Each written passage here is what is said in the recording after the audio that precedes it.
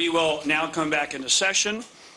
We are going to begin the second session of today's hearing on the credibility of credit ratings, the investment decisions made based on those ratings, and the financial crisis. This second session is credit ratings and the financial crisis. We are joined today at the witness table by Mr. Warren Buffett, the Chairman and CEO of Berkshire Hathaway, and Mr. Raymond McDaniel, the Chairman and CEO of Moody's Corporation. Gentlemen, I'd like to start, thank you for being here. Thank you. I'd like to start by doing what is customary for all witnesses in all proceedings. I'd like to ask you both to stand and be sworn. Please raise your right hand. Do you solemnly swear or affirm under the penalty of perjury that the testimony you're about to provide the Commission will be the truth, the whole truth, and nothing but the truth to the best of your knowledge? I do. Thank you very much. We will begin by offering both of you the opportunity to make an opening statement of no more than 5 minutes. I don't know if I know that Mr. McDaniel has prepared a statement, and I don't know, Mr. Buffett, if you want to avail yourself of that opportunity. But I have no statement. Okay, good. Well, that'll cut 5 minutes off the agenda. And Mr. McDaniel, I think what we'll do is take your opening statement, and then we'll go right to Commission questions. Thank you. Good morning, Mr. Chairman, Mr. Vice Chairman, and members of the Commission. My name is Ray McDaniel. I'm the Chairman and CEO of Moody's Corporation, the parent of credit rating agency Moody's Investor Service. Moody's appreciates the important work this Commission is undertaking, and on behalf of my colleagues, I welcome the opportunity to contribute our views regarding the role of credit rating agencies. Over the past several years, we've witnessed events whose magnitude many of us would have thought highly unlikely. The turmoil in the U.S. housing market that began in the subprime residential mortgage sector led to a global liquidity crisis and a loss in confidence in the U.S. and global financial system. The impact has created a great hardship for many Americans. American families have lost jobs, homes, and college and retirement savings as a result of this financial crisis. Moody's is well aware that the crisis of confidence in the market has also impacted the confidence in the credit ratings industry. At Moody's, our reputation is our single most important asset. For 100 years, Moody's employees have brought their insight and integrity to rating trillions of dollars of debt and hundreds of thousands of obligations across a broad range of sectors, asset types, and regions. Their record for providing predictive credit opinions has earned Moody's a strong reputation among capital market participants worldwide. However, Moody's is certainly not satisfied with the performance of our credit ratings for the U.S. residential mortgage-backed securities and related collateralized debt obligations over the past several years. Indeed, it has been deeply disappointing.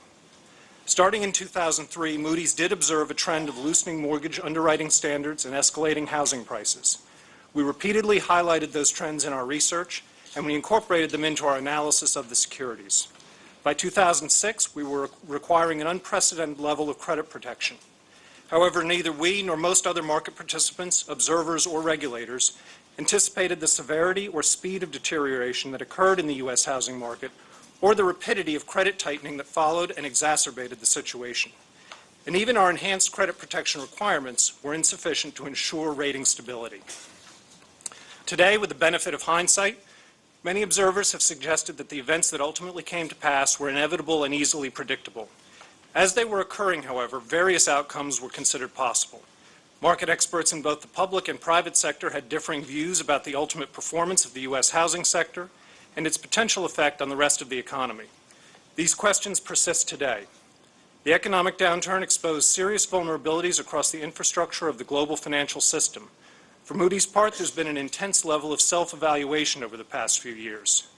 Members of my management team and I have solicited ideas and perspectives from both inside and outside the company. We've sought to better understand what caused the poor performance of our ratings in this sector, and we've sought to improve the assessment of credit risk in a fast-changing and unpredictable market environment. We've undertaken numerous initiatives to improve the credibility of our ratings and strengthen their quality, transparency, and independence. These actions are extensive and have occurred in 6 principal areas.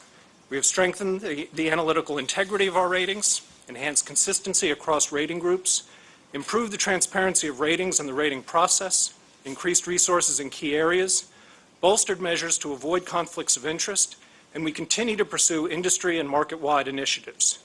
In each area, we've made good progress. Still, I believe that more can and should be done. We wholeheartedly support legislative and regulatory reform efforts that will reinforce high-quality ratings and enhance accountability without intruding into the objectivity and independence of rating opinion content. At Moody's, we are firmly committed to meeting the highest standards of integrity in our rating practices, quality in our rating methodologies and analysis, and transparency in our rating actions and rating performance metrics. Thank you. I'm happy to respond to any questions. Thank you very much. All right, we'll begin with the questioning. So, and I will, as custom, start and then move to the Vice Chair and then the members who led this research and investigation effort into credit rating agencies. Let me start by saying the two issues I'd like to probe with you gentlemen today are really the following. First of all, business and management practices, corporate responsibility, management accountability, for starters. Second issue I'd really like to look at and talk with you about is the model for credit rating agencies in the financial markets. So, Mr. McDaniel, let me start with you today. And let me ask you very directly. And by the way, the reason I want to say that these issues of corporate governance, leadership, accountability are important is in trying to assess how we had this run-up to the financial crisis. We have found over the course of months that there's very little, there's a lot of fingers pointing away, very little self-examination.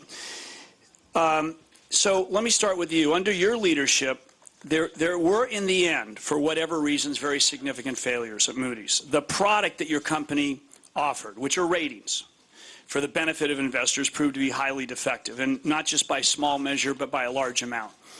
83% of your AAA-rated securities in the RMBS area in 2006 were downgraded.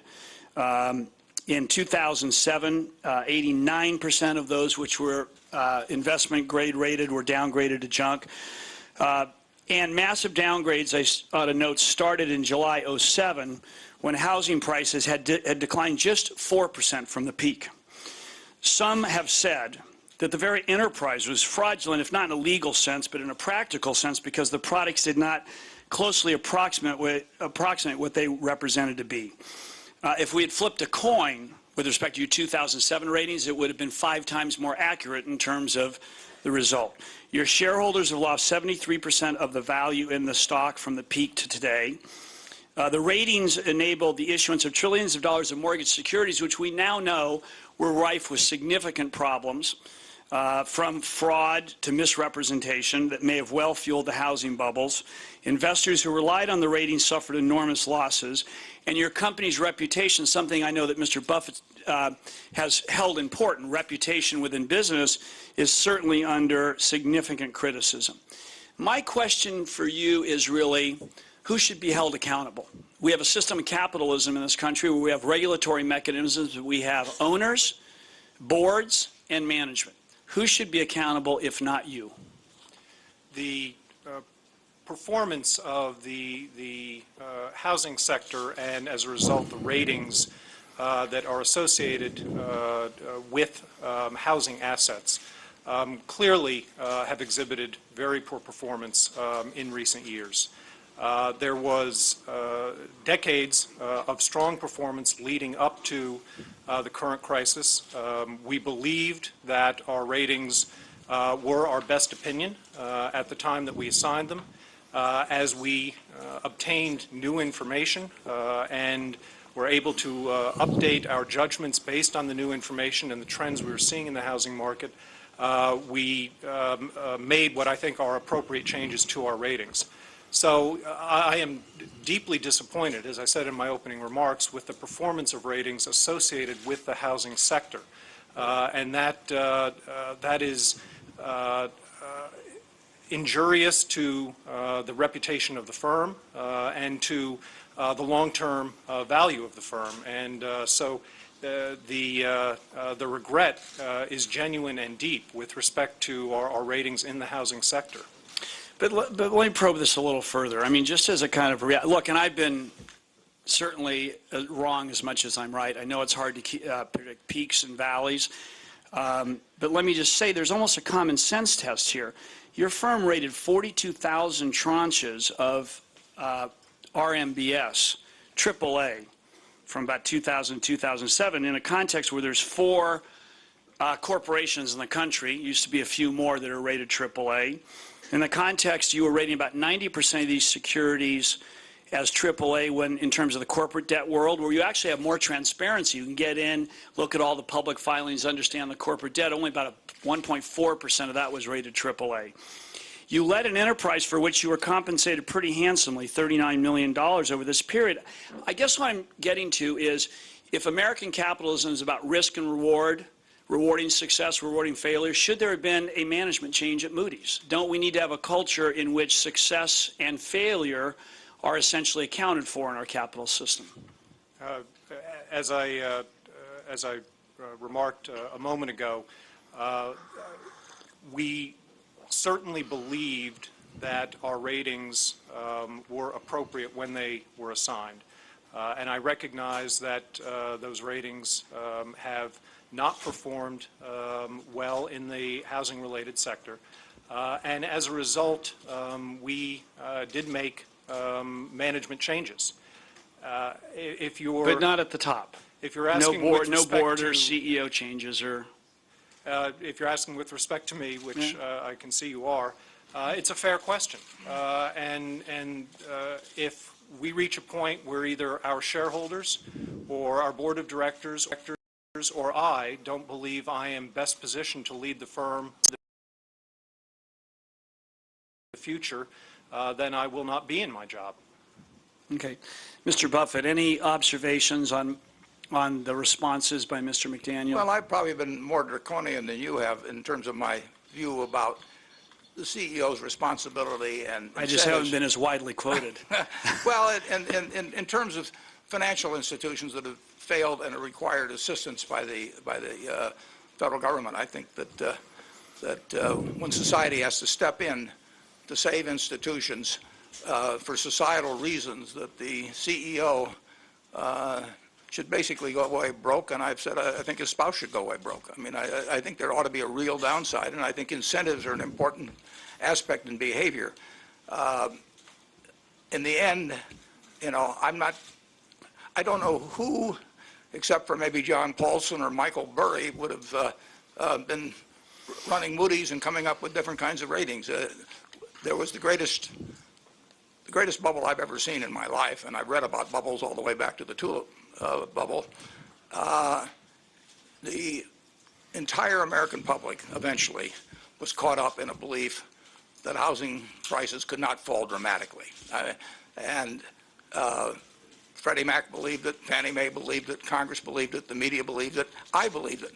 If I'd seen what was coming, would I have held my Moody stock in the 60s or something of the sort? Very, very few people could appreciate the bubble, and that's the nature of bubbles. They become mass delusions of sorts. So I am much more inclined to come down hard on the CEOs of institutions that caused the United States government to come in and necessarily bolster them than I am on somebody that made a mistake that 300 million other Americans made.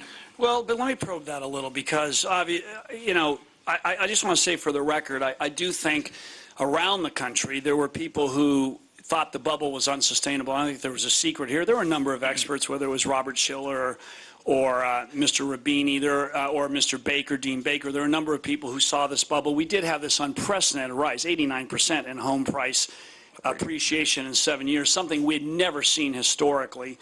But kind of, you know, moving beyond that for a minute, the rating agencies did play a fundamental role in accelerating essentially the securitization, and therefore someone would argue the origination of products that tended to be highly deficient. We're talking about low teaser rates, negative amortization. There was a warning in 2004 from the FBI that mortgage fraud had become so epidemic that if unchecked, it would result in a crisis as big as the S&L crisis. I mean, there were many red and yellow flashing lights along the way. There is a country song by Don McLean where he says, when the gates are all down and the signals are flashing and the whistles are screaming in vain, and you stay on the tracks avoiding the facts, you can't blame the wreck on the train. Wasn't the role of the rating agencies, though, to be referees in a game that got out of control? You told our staff that, well, gee, if they had not done the ratings, they would have been howled at by Congress. But don't we expect referees to make the call, Yeah, we expect even if them they're going to yeah. get booed? Yeah, and they made the wrong call. I mean, they basically believed, as most of the American public did, and you couldn't have had this size bubble without overwhelming. And the Cassandras were there, but who was going to listen to John Paulson in 2005 or 2006 or Michael Burry? I mean, it didn't mean anything. And, you know, and look at me. I mean, I was wrong on it, too. I recognized that something pretty dramatic was going on in housing, but I actually called it in the annual meeting when I got a question on it, a bubbleette. Well, that was a terrible term to use. It was a four-star bubble, and the rating agencies missed it. And, you know, as I say, you know, you could look at the March 30th, 2007 report to Congress by OFEO, which had 200 people overseeing Freddie and Fannie, and they basically gave them a green light on asset quality. Well, I actually think I take a different view that if you look at OFEO's reports, which we've had access to, they raised a number of issues. But moving on from that, you said the ratings business was a wonderful business. You've said that, you know, as a matter of fact, because it's a duopoly, little capital required, enormous pricing power. Turned out to be good for a short time, not necessarily, I think, the model that works best for the marketplace. But I want to return to this matter of corporate governance and accountability. You are the largest shareholder, and I realize by all accounts you were not in fact, describing you as not particularly active would probably be too aggressive. You had very infrequent contact, I think only twice with Mr. McDaniel, and maybe a little with Mr. Rutherford when during the years he would come to visit you. But I want to probe the responsibility of shareholders. This was a company where 50.5%, I think, of the shares are held by 5 large owners. You had this tremendous spike in revenues coming from structured products. We've heard today from, and in the course of our interviews, a lot of concerns about the change in culture at Moody's, the pressure for profits, sacrificing ratings quality. I guess I would ask you, what do you think are the appropriate roles of shareholders and boards of directors in monitoring companies? What responsibility to kind of look into the culture, problems that are arising, and did the board and the shareholders do what they should have done in this respect? Yes, in 2006, I was not sitting there thinking that the housing bubble was going to get as large as it did, or as it was actually, and that it was going to burst. And like I say, if I had, I probably would have sold my stock. Yeah. So I want to keep at this a little. I mean, given the dramatic consequences that have happened here, and I do think there have been reputational damage. I think you once famously said it takes 20 years to build a reputation, 5 minutes to ruin it. If you actually think about that, something like you'll do things differently.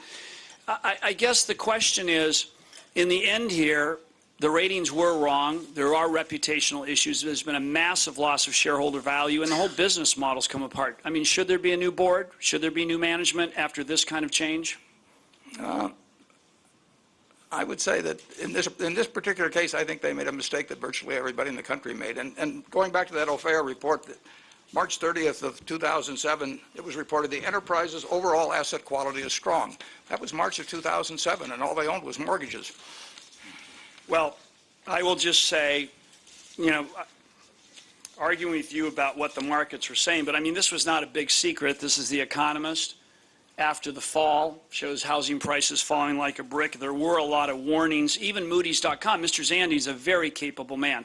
So I guess you're saying the magnitude of the mistake doesn't, in the end, warrant change in management, relook at the culture of the corporation? Certainly not. It's not necessary. And incidentally, I don't think The Economist ran an article called Before the Fall.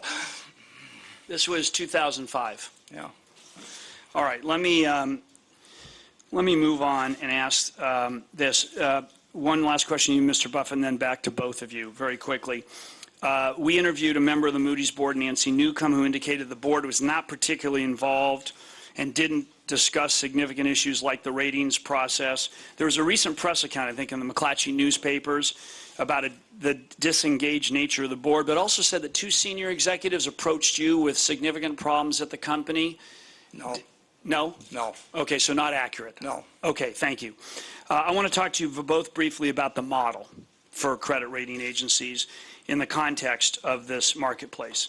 It seems to me there are, the worst of many worlds here. You have an issuer pay model by its nature that creates pressure to produce credit ratings to serve the interest of the issuer, not the beneficiary of those. In fact, Charlie Munger has said, I think as you know, whose bread I eat, his song I sing. I've seen him say that a number of times. You have the duopoly with enormous pricing power. And in the end, you have also business has had a whole set of legal protections, including First Amendment protections. It seems to me like a pretty toxic brew of corporate non-responsibility here.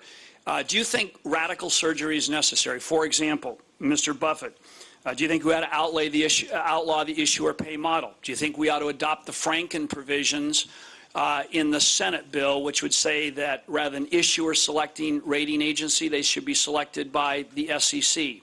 What kind of radical surgery might have, had it been performed early enough, might have helped in the sense that these rating agencies would not have enabled this flood of toxic mortgage securities? Well, as chairman of Berkshire, I hate issuer pay. I mean, we pay a lot of money and we have no negotiating power. As treasurer of the state of California, I deeply resented the model myself. Yeah, well, it makes for a wonderful economic model for the business, but as a practical matter, I have no negotiating power. I need a Moody's rating and a Standard & Poor's rating. I need both of them. It's required in many cases by the rules under which our life insurance company operates or our property casualty company. So if they say to me my bill is $1 billion, and I say, gee, I'd like it to be 900,000 or I'll go down the street. Essentially, there is no down the street, and that's the nature of it. Now, if you go to something other than user pay, it gets very tricky because who am I, if my daughter's going to buy a $10,000 municipal bond, is she going to pay for a rating for somebody? No, she'll hear the rating someplace or be published in some book. But UL does it, United Labs now, that's a nonprofit model, so you don't have the profit pressure. Consumer Reports does it. Is this a broken model? Well, if Consumer Reports would want to rate bonds and people would accept those ratings, I suppose it could happen. But it would require a pretty fair expenditure of money to rate thousands of municipalities and thousands of corporations. Okay. So I'm not arguing that this is the perfect model. I'm just saying it's very difficult to think of an alternative where the user pays. I'm not going to pay. What about selection of raters by other than the issuers, for example, by a panel? Yeah, well, in effect, you've got selection now by directive. And in effect, I am told by the Nebraska Insurance Department, which raters I have to use in terms of establishing. But what about that as a change? Might that have obviated some problems? Should it be done, and might it have obviated problems? I don't know the answer to that. It would, the wisdom of somebody picking out raters, is that going to be perfect? I don't know. Okay. Well, there are several alternative business models that rating agencies operate under. The largest rating agencies operate under an issuer pays model. And I think it's important for us to acknowledge and recognize that any business model in which the fee payor has an interest in the outcome is a model that has potential conflicts of interest, and that those conflicts must be managed transparently and properly. But can they really, if Fannie Mae and Freddie Mac, since you raised OFAO, I mean, here are institutions that had this push-pull. They had the mission, but also the profit motive. The profit motive is pretty powerful, both on the issuer side and in terms of your business model. Can it really be overcome? I mean, it's nice to say that it's like transparency. Everyone loves transparency, and then they also say we can handle our conflicts. Is it really resolvable? Because it doesn't appear to have been based on this latest period. Well, the poor performance of ratings from the 2006-2007 period in residential mortgage-backed securities and other related securities, housing-related securities, has not at all been replicated elsewhere in the business. So to the extent that there is a concern that we cannot have superior ratings quality, even in the midst of a severe economic downturn, I think is a misunderstanding. And as I said, because the parties that are willing to pay fees for ratings, whether it be issuers or investors or governments, have an interest in the outcome of those ratings, I don't see how to avoid potential conflicts of interest. And we also, under the issuer pays model, have an important public good that is produced, which is the ratings are made available to the general public for free. There is no selective disclosure of the ratings. Large institutions do not have an advantage over smaller institutions or individuals in terms of the access to the ratings. And I think that's an important public benefit. Okay, but I want to probe this because this goes to management. Now, look, this structured products division was a cash cow. I mean, this is a classic case. Sometimes if it's growing like a weed, maybe it's a weed. I mean, you went from about $100 and some million in revenue in this section to $700 million. And there are questions about whether you staffed up enough to do it. It became 53% of your revenues. I mean, it became a huge part of your business to say, well, we did find out we just missed here. I mean, the miss was huge. I mean, 90% downgrade. I mean, even the dumbest kid in the class gets 10% on their exam. I mean, it seems to me that the resources were not applied to understanding these products. I mean, I happen to come from the real estate business. I asked your folks earlier today, did you actually have due diligence teams that went to the ground to places like Riverside or Bakersfield, where Mr. Thomas is from, or Sacramento, where I'm from, and take a look at the borrowers, the nature of the home markets? It doesn't seem to me you built in the capacity from a management standpoint to really do structured products well. I mean, this was a huge new industry that, yes, brought in revenue, but it doesn't seem to me from a pure management perspective, and I think this is my point, Mr. Buffett, it wasn't just a mistake, that the resources to understand this were put in place.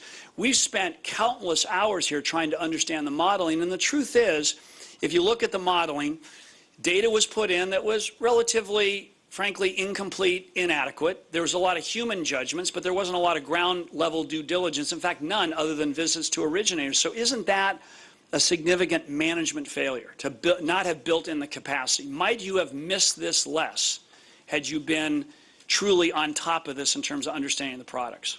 I think that we certainly believed we were on top of this, and we believed that the information that was being made available was adequate.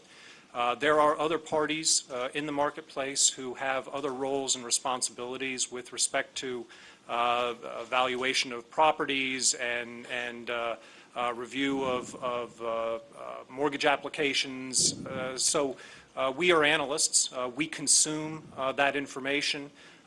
We believe our role is to look at the information and look at the data and process that as part of our rating committee analytical process, not to replicate or duplicate roles that others in the market Which they didn't do. Which they didn't do. It would appear that in some cases they have not. No, they didn't do it. They didn't have fraud detection. Underwriting standards went to hell in a handbasket. Mr. Buffett, any observations on whether this was just a pure modeling mistake or whether, in fact, it was also a lack of attention in terms of the depth of due diligence? I mean, can I say something? You're a big advocate. Let me just kind of, you're a big advocate. Do your own due diligence. Absolutely. So here you have an entity that's a surrogate due diligence provider in a sense. And, you know, even whether people fully rely, having looked at real estate investments, you can ask the third party, but if you're going to outsource due diligence, you would hope your due diligence entity would be doing due diligence.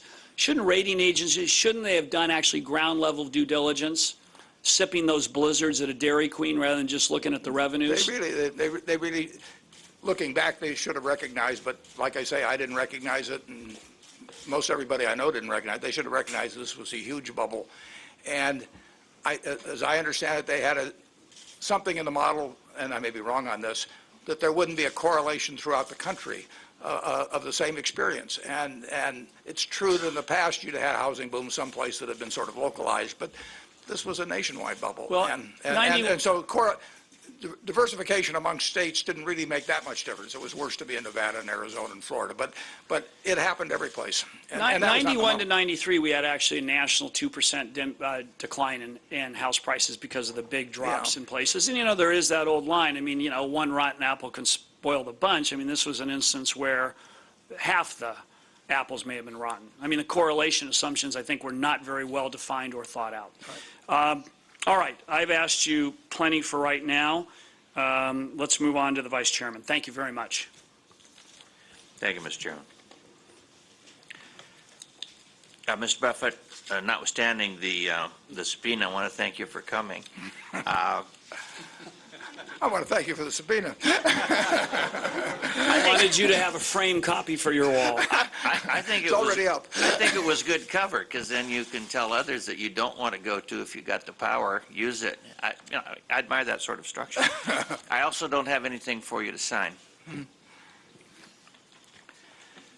But when I was younger, when Monday Night Football began, Don Meredith and Howard Cosell were the team, and Don Meredith would launch in at least once a game with the if ifs and buts were candy and nuts, we'd all have a Merry Christmas. And at this point, I'm not interested in going after the ifs and buts, because there were plenty to go around. I am a very strong supporter and have tried to maintain the argument that behavior has consequences. You can do it when your ability to threaten someone with something, either as an incentive or as a negative, can influence that behavior. But I am very concerned about the amounts of money that were generated in a structure that provided those short-term opportunities and no long-term downside, and apparently no moral angst over having done it. And there is, to a degree, I think, an argument that this is basically, somebody's idea of unfettered capitalism to a very great extent. You've made comments in that regard. How concerned are you that we're able to get this genie back in the bottle, to the point that if behavior has consequences, you want to claw back monies that they have? I don't see anybody being able to put that structure in place. How do you feel? I think it can be put in place, but it requires a whole new level of thinking. But I think you're absolutely right. The incentives affect behavior, and when you run a huge financial institution whose stability or instability can affect the entire society, I think there ought to be a tremendous downside. It's fine if there's a tremendous upside too. I don't have a problem with that. But I think that for if somebody's personal equation as CEO of some large financial institution is that if they ruin the place, they walk away with $100 million instead of $500 million, and if they succeed, maybe they get $1 billion. I think that is a crazy structure, and I think that boards of directors should not sign on for such a structure, and I think that the boards themselves should bear heavy penalties when an institution has to go to the federal government, and I think that should not be insurable. So it wouldn't be as draconian as I have with the CEO, but I would want to focus the attention of somebody running a huge financial institution on the fact that their mistakes could cause big problems for the society. Thank you. I thought I got out of the business. I did 32 years, and I didn't think I was going to be back on this side of the desk asking questions of witnesses again. But I said yes to this because of the way this commission has been structured. It's basically my belief that it's just pure public service. I thought it was wise of the Congress to structure us not to look for answers to those ifs and buts in terms of projecting forward what we ought to do, because frankly Congress is trying to address those, and I'll have a question on that in a moment.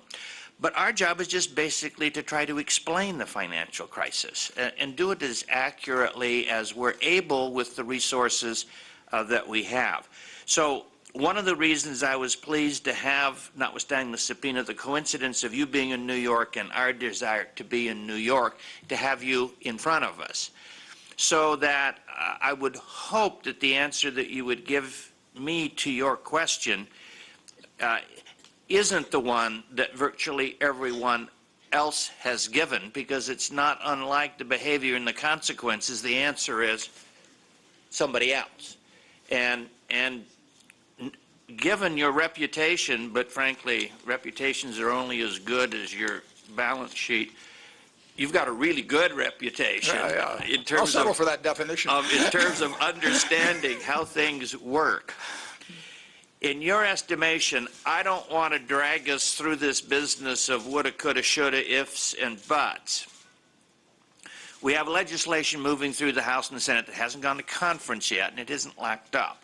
And I have kind of preached to anyone who wants to hear that committees have such narrow jurisdiction that you're not going to be able to solve the fundamental problems, whatever they are, as we examine them, with a single bill that's principally gone through two committees that have roughly the same jurisdiction. You're just not going to hit it.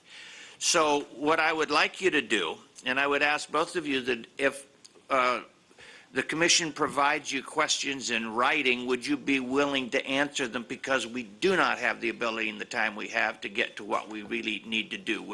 Ms. Buffett, would you be willing to do that? Sure, I'd do that. And incidentally, I did have a very good session with your staff that was recorded for 2 hours. And we have that, and we read it. And I really think they did a good job of asking both good questions and good follow-up questions. So I would hope some of the material might be in that record. And we're reviewing it to make sure it is. Mr. Yes, McDaniel? we would do so also. What do you think the House and the Senate has gotten mostly right in the legislation that's moving through Congress, and where, if there are obvious misses, I don't think we need to deal with subtleties now. It might be in some follow-up written questions. Yeah. I haven't read the 1,500-page bills. No one has, including some of the co-sponsors, Sure, so that's a denial that's okay. Okay, but I've got two thoughts, basically, that Yeah. I think I would address if I were that. One is this question of incentives. I mean, I think it is very important. I think no one has any business running a huge financial institution unless they regard themselves as the chief risk officer. They are responsible for the ship. And if they aren't, they should willing to take that on. Somebody else should be in that position. So I think there has to be huge downside for the CEO and significant downside for the board if government help is required. The second thing I think is that part of any huge bubble is excessive leverage. And it's very hard to define leverage, because you can have some institution that's 10 for 1 and their assets are all treasury bills and it doesn't make any difference, and you can have somebody that's 3 for 1 and it can be all second mortgages and you got lots of trouble. So it's not easy to define, but the size of the pop of the bubble was accentuated in an enormous way because of the leverage that existed in the system, and some of it was hidden, off balance sheet type things. And but those would be 2 points I would try very hard to address intelligently. Thank you. Mr. Jones, you want to ask a question? Yeah, just one on the kind of incentives upside and downside. And I do want to just return, because you've talked about financial institutions, but the very structure, again, of credit rating agencies, it does seem in the end that there's lots of upside, as a structured product business group, but very little downside. Legal protections. And by the way, I think there's a fine distinction between financial institutions that receive federal money I do too. and, I might add, a credit rating agency that's a full participant in the system that got us there. So wasn't this system tilted in terms of lots of upside and no downside? I think much of corporate America is tilted that way. But you would say that applies to credit rating agencies. I think they I know you're an owner, but come on. No, I think Help me here. We've seen significant downside. I mean, there's no question that the mistakes that were made at Moody's and Standard & Poor's have affected both Moody's stock and McGraw-Hill stock in a big way.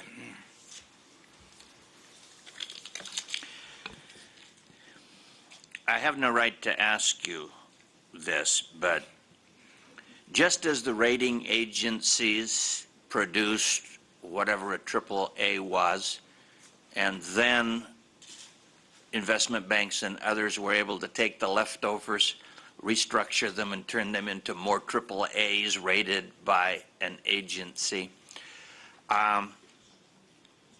you really need to speak out even more than you have about fundamentals.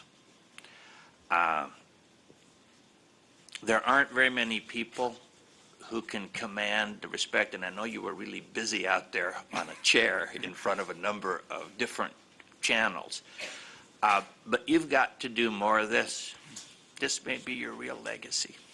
Well, I've spoken out on some things, but I don't disagree with you that perhaps no one spoke out enough, in the past years during the bubble. But certainly I could have done more. My partner Charlie Munger sometimes makes up for me, though. He speaks very loudly. But I agree with you, Mr. Thomas.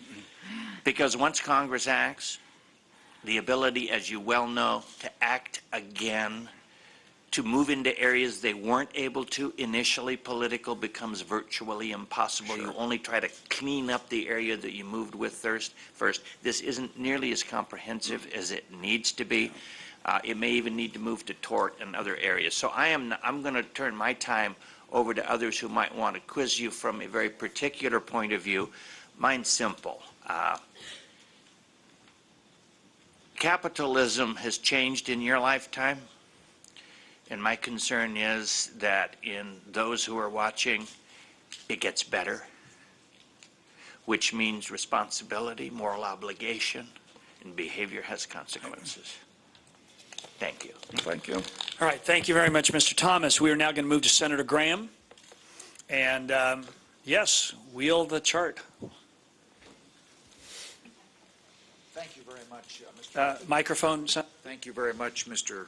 Buffett, Mr. McDaniel, for your insightful comments. Mr. McDaniel, you said that Moody's had incorporated the research into its rating process. The chart that's about to be placed, Can we please place it where we placed it before, Karen, so we do not obscure commissioners? And if you have to move the chairs, move the chairs. Stop the clock. Even though we should charge the senator for this. Not in the Jericho sense, however. The real time keeps ticking. All right. Move on. this chart indicates the mountain of RMBS securities that were rated by Moody's as the blue, and the red are the CDOs, and then in yellow boxes are some important events. The first of the yellow boxes is in October of 2006 when, for instance, on the CDO line, it was something south of $10 billion issued. When Moody's Research Service issued a report of the first paragraph, the executive summary, saying the U.S. housing market downturn is in full swing. New and existing home sales and single-family housing construction are sliding. Inventories of unsold homes are surging to new record highs. House prices are falling in an increasingly number of areas. And the word crash is used to describe the situation in areas of the country which represented about half of the outstanding mortgages. How was that information incorporated into the subsequent rating processes of Moody's? The Moody's analysts and Moody's rating committees have information from other parts of Moody's, as well as information from other firms and governmental services available to include in their rating committee deliberations and their analysis. And they do use multiple sources of information, including the source from moody'seconomy.com. Yeah. Recognizing that this internal document as well as external information is available, question is how in October of 2006 was this incorporated into the rating process? I don't know exactly how it was used in the rating committees. The concern is that immediately after that dire prediction was issued, the number of CDOs went from $10 billion a month to over $40 billion a month in less than 90 days. It doesn't seem as if the announcement of severe problems correlated with the actions that were taken. I believe that the rating committees would include any information they believe relevant in their deliberations. Could you, as a follow-up, give us some more specific information as to what did in fact happen in terms of incorporating this research into the rating process in October of 2006? Yes. On my time, can I just amplify that? Because this came from obviously Moody's.com, Mr. Zandi and his team, very well respected. Could you, as part of that, actually do a chronology of what management did very specifically, how folks reacted to that report? Because it's pretty dramatic. It uses the word the market's going to crash in 20 metropolitan areas. So if you could give a very specific timeline about who did what when from the top levels on down. I will do that, and I should just add that I believe at this time, even with the analysis that MoodysEconomy.com was producing, their expectations were far more moderate in terms of what was going to happen in the housing market than what in fact has eventuated. So I just want to make sure that there's no misunderstanding in the degree of downturn that they were expecting at that time compared to what we've seen. One of my concerns, which is not peculiar to the financial industry or to rating agencies, but seems to be endemic across our culture, is the avoidance of warning signs until the situation degenerates into a catastrophe, whether it's the failure to see the consequences of new technologies in deep water petroleum extraction, but not changing safety and response capabilities, or some of the signs that have led to the financial collapse. The first panel, made up of people who all had experience at Moody's, gave a number of reasons why these warning signals were not acted upon, and those included the desire to increase market share, the lack of ability to walk away from a deal, the lack of human resources to keep pace with the rapid increase in the number of CDOs that were being evaluated, the lack of adequate independent research capabilities, the fact that the banks were misleading the rating agencies and manipulating the process. Those were some of the items that were listed. Do you concur with that list, and are there other items that you would add to the list of why were the warning signs missed? There are some things I would concur with and some others that I would not. To highlight two that I think are important. First of all, we agree that having a robust, independent research and credit policy function is important. And we have made changes in both the number of individuals and the independence of the credit policy function over the past 3 years.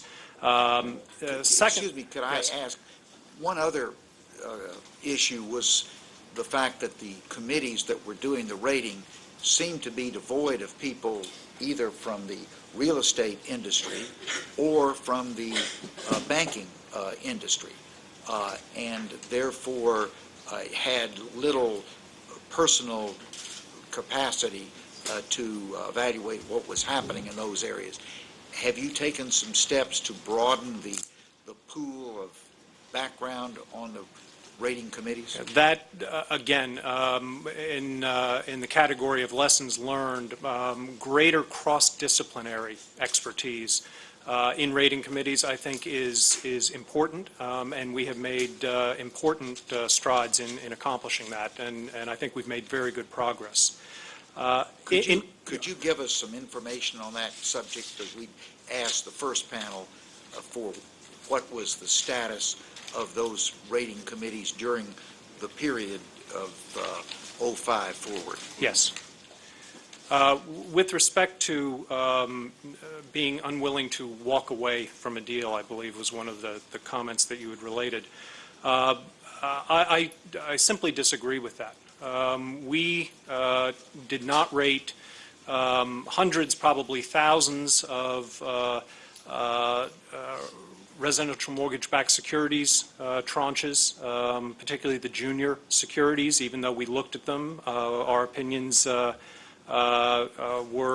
not such that the issuers wished to have those opinions, and we did not rate those. We have sat out entire market sectors for credit reasons, where we have credit concerns. That is because the ratings quality is paramount. We don't always get it right. Predicting the future is an uncertain process.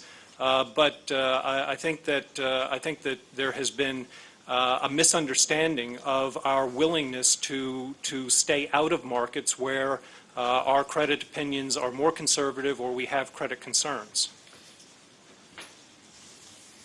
What about this issue of misleading or manipulative activities by banks?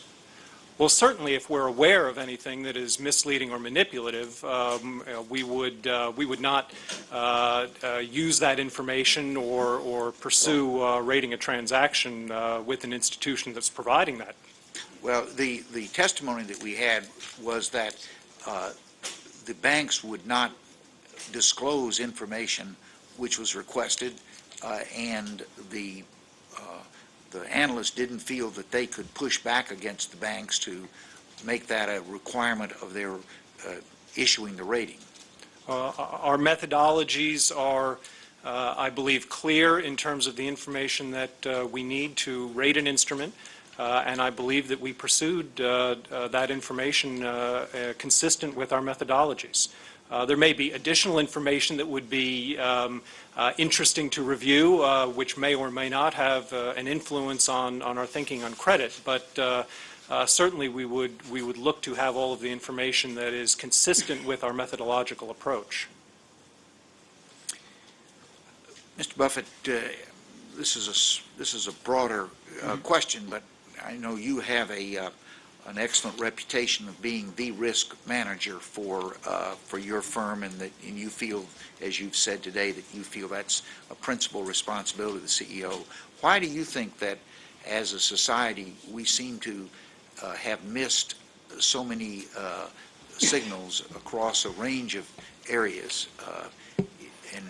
Well, but rising prices and discredited Cassandras from the past blunt sensitivities and judgment, even of people who are very smart. I mean, initially, my old boss, Ben Graham, used to say you get much more trouble in investments with a sound premise than with a bad premise, because the bad premise you recognize immediately doesn't make any sense. When you have a sound premise, namely the Internet's going to be very important and eyeballs are going to be important and all of that, initially, it makes a lot of sense. After a while, the rising prices of all Internet stocks cause people to be able to raise billions of dollars for things that are nonsensical. A home is a sound investment. I mean, it is 66 or 67% of the people are going to want to be in one. And if you believe house prices are going to go up next year, you're going to stretch to buy one this year. And the world enabled people to stretch. After a while, rising prices became their own rationale, and people decided if buying one house was a good idea, buying three houses was a good idea. If buying a house you can afford is a good idea, buying a house you can't afford is a good idea because it's going to go up in price. And people who lent money said it doesn't really make any difference whether the guy's lying about his income, because if the house goes up in price, we'll get our money back anyway. So rising prices are a narcotic that affect the reasoning power of up and down the line, people even that should have had the experience.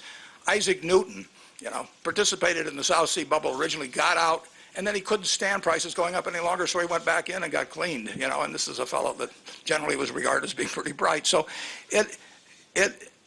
rising prices are, eventually, we had it in farmland in the Midwest, and it was a worse recession for us than this housing recession, because people just felt they're not making any more farmland, there are going to be more people, they're going to eat more, farmland's going to get more productive. And the rising prices eventually created their own destruction.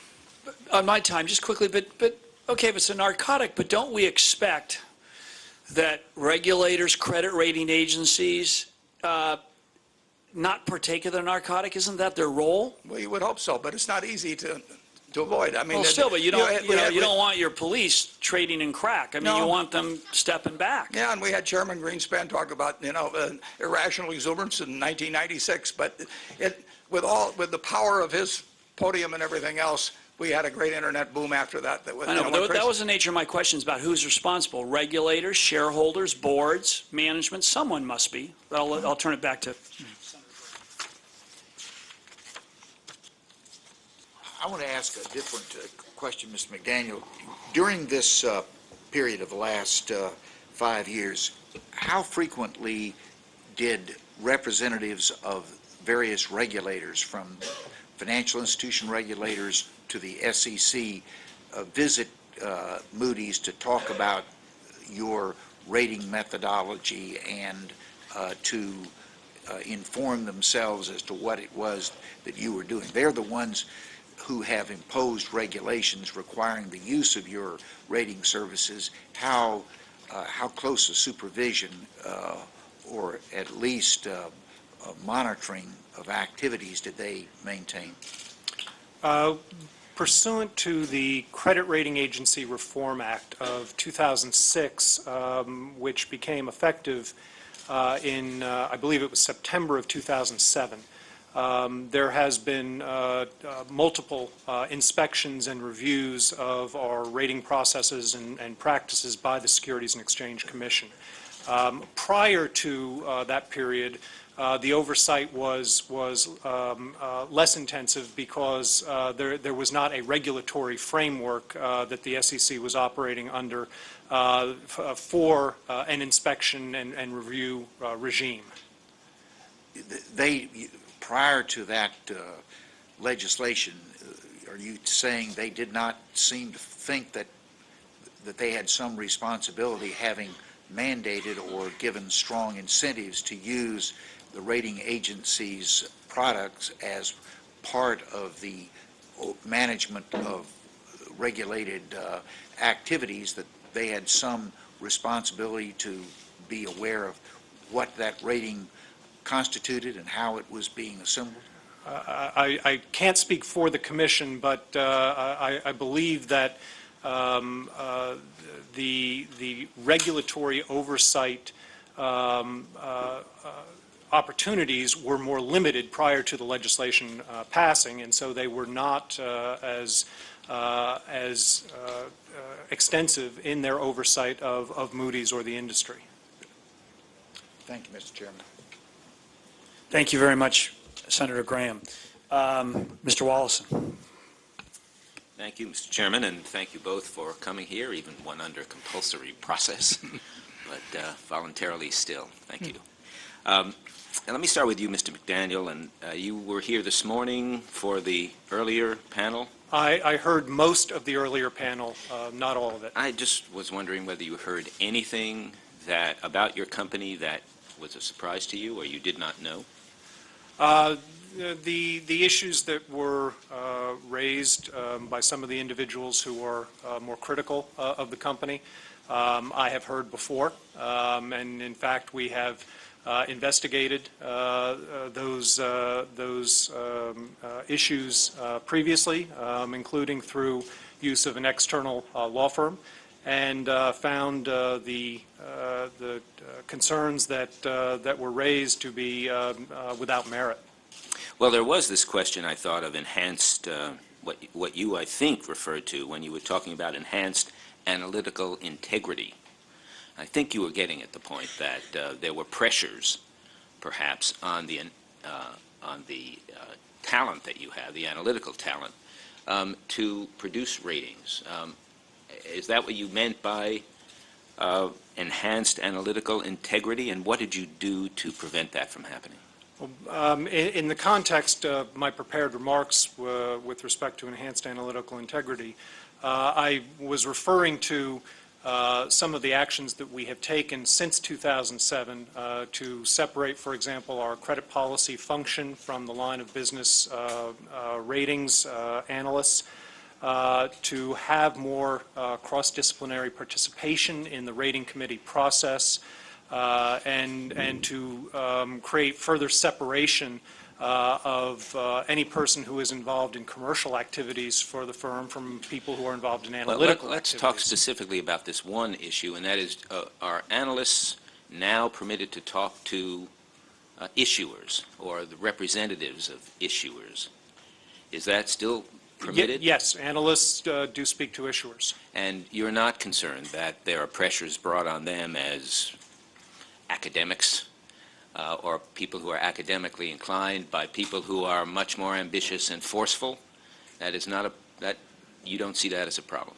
I think the communication between an issuer of securities and an analyst of those securities is important and should continue.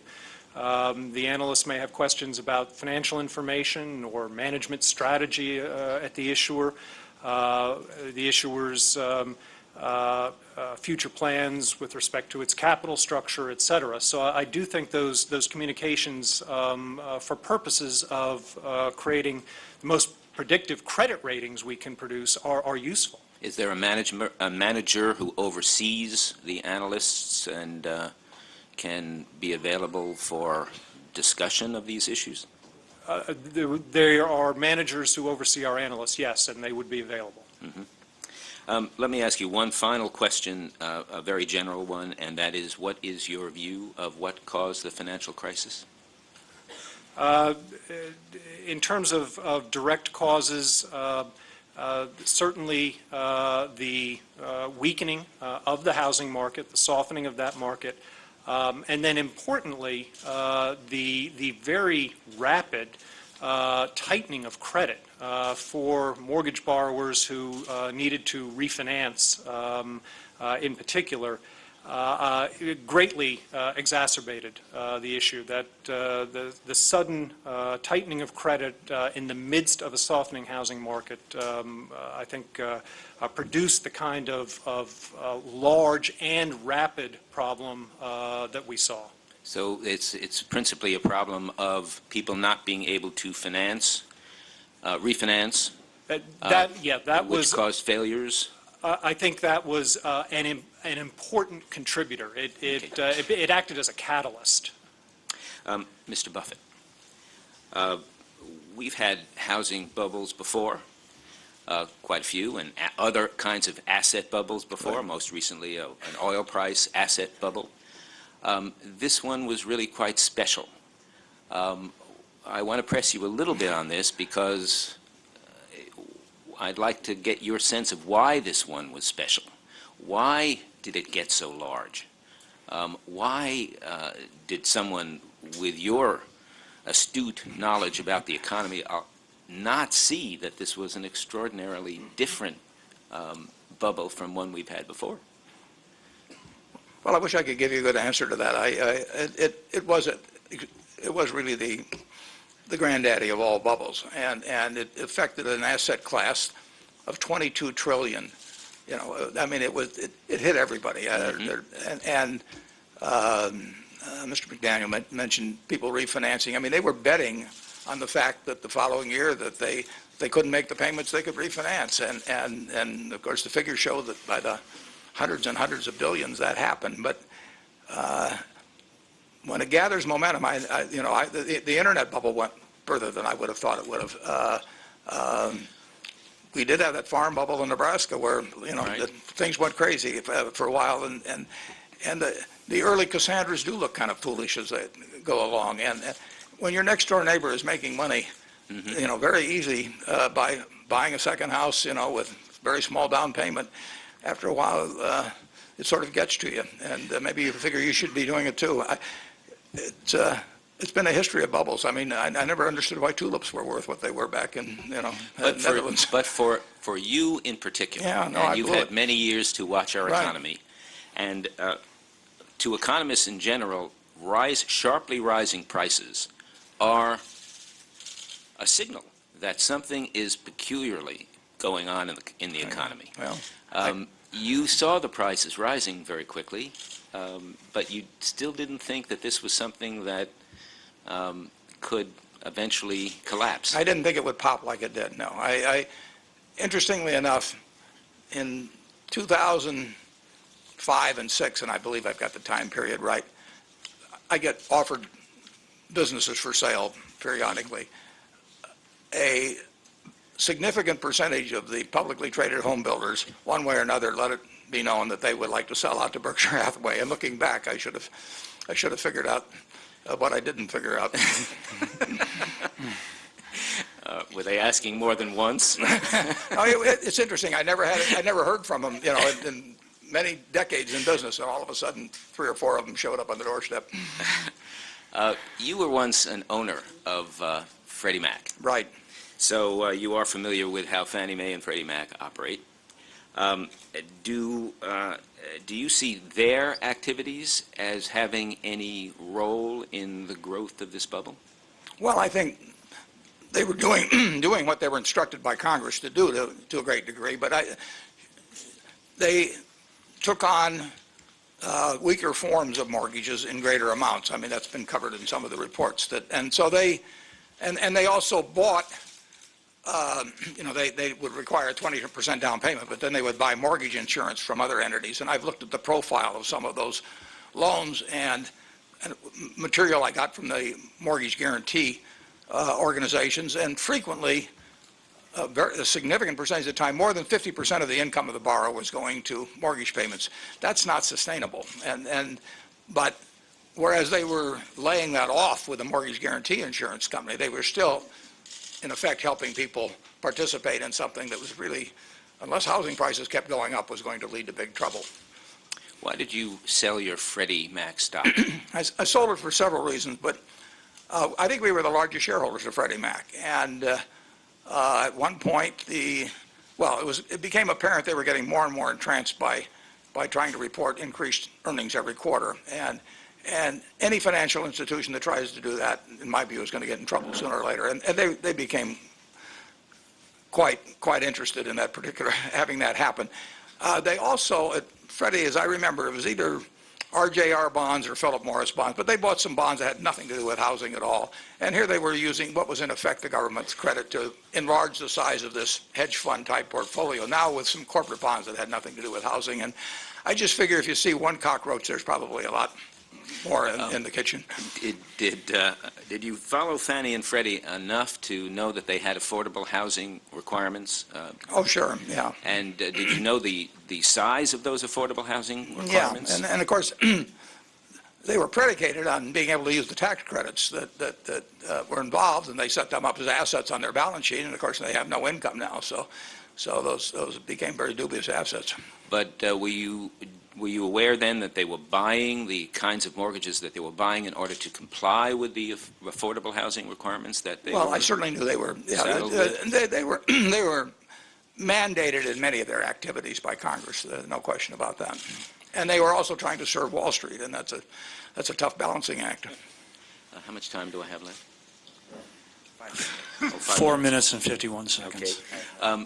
You are quite famous for saying, among other things, and this isn't the only thing you're famous for, but you said that credit default swaps are financial instruments of mass destruction, and yet it's recently come to light that you actually participate actively in that market. Yeah, I think I actually said derivatives are financial, potentially, and I think that used improperly, as they almost are certain to be, because of what they provide people to trade in them and what they provide in the way of increased leverage that's not obtainable in other ways, I think that they pose system-wide problems. And what do you use them for?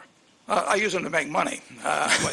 If I think they're mispriced, I buy them. But these are credit default swaps or other kinds No, of derivatives? we've never bought a credit default swap. We've sold credit default swaps. Yes. We sell insurance. You sell protection. We sell insurance. The protection side. Yeah, we sell it on municipal bonds. We sell it, on corporates. And then do you lay that off? No. You do not hedge that? No, I never lay it off. So you do... we sell insurance. This is much like what AIG did, right? They didn't lay off. I don't think it's much like it. But we sell credit insurance. No, we sell auto insurance, and AIG sold auto insurance too. I mean. Okay. All right, I have no further questions. Thanks very much. Could I bring up one point in Sure. connection with it? Because it gets back to a point that was made earlier about the laws getting on the books and never getting changed.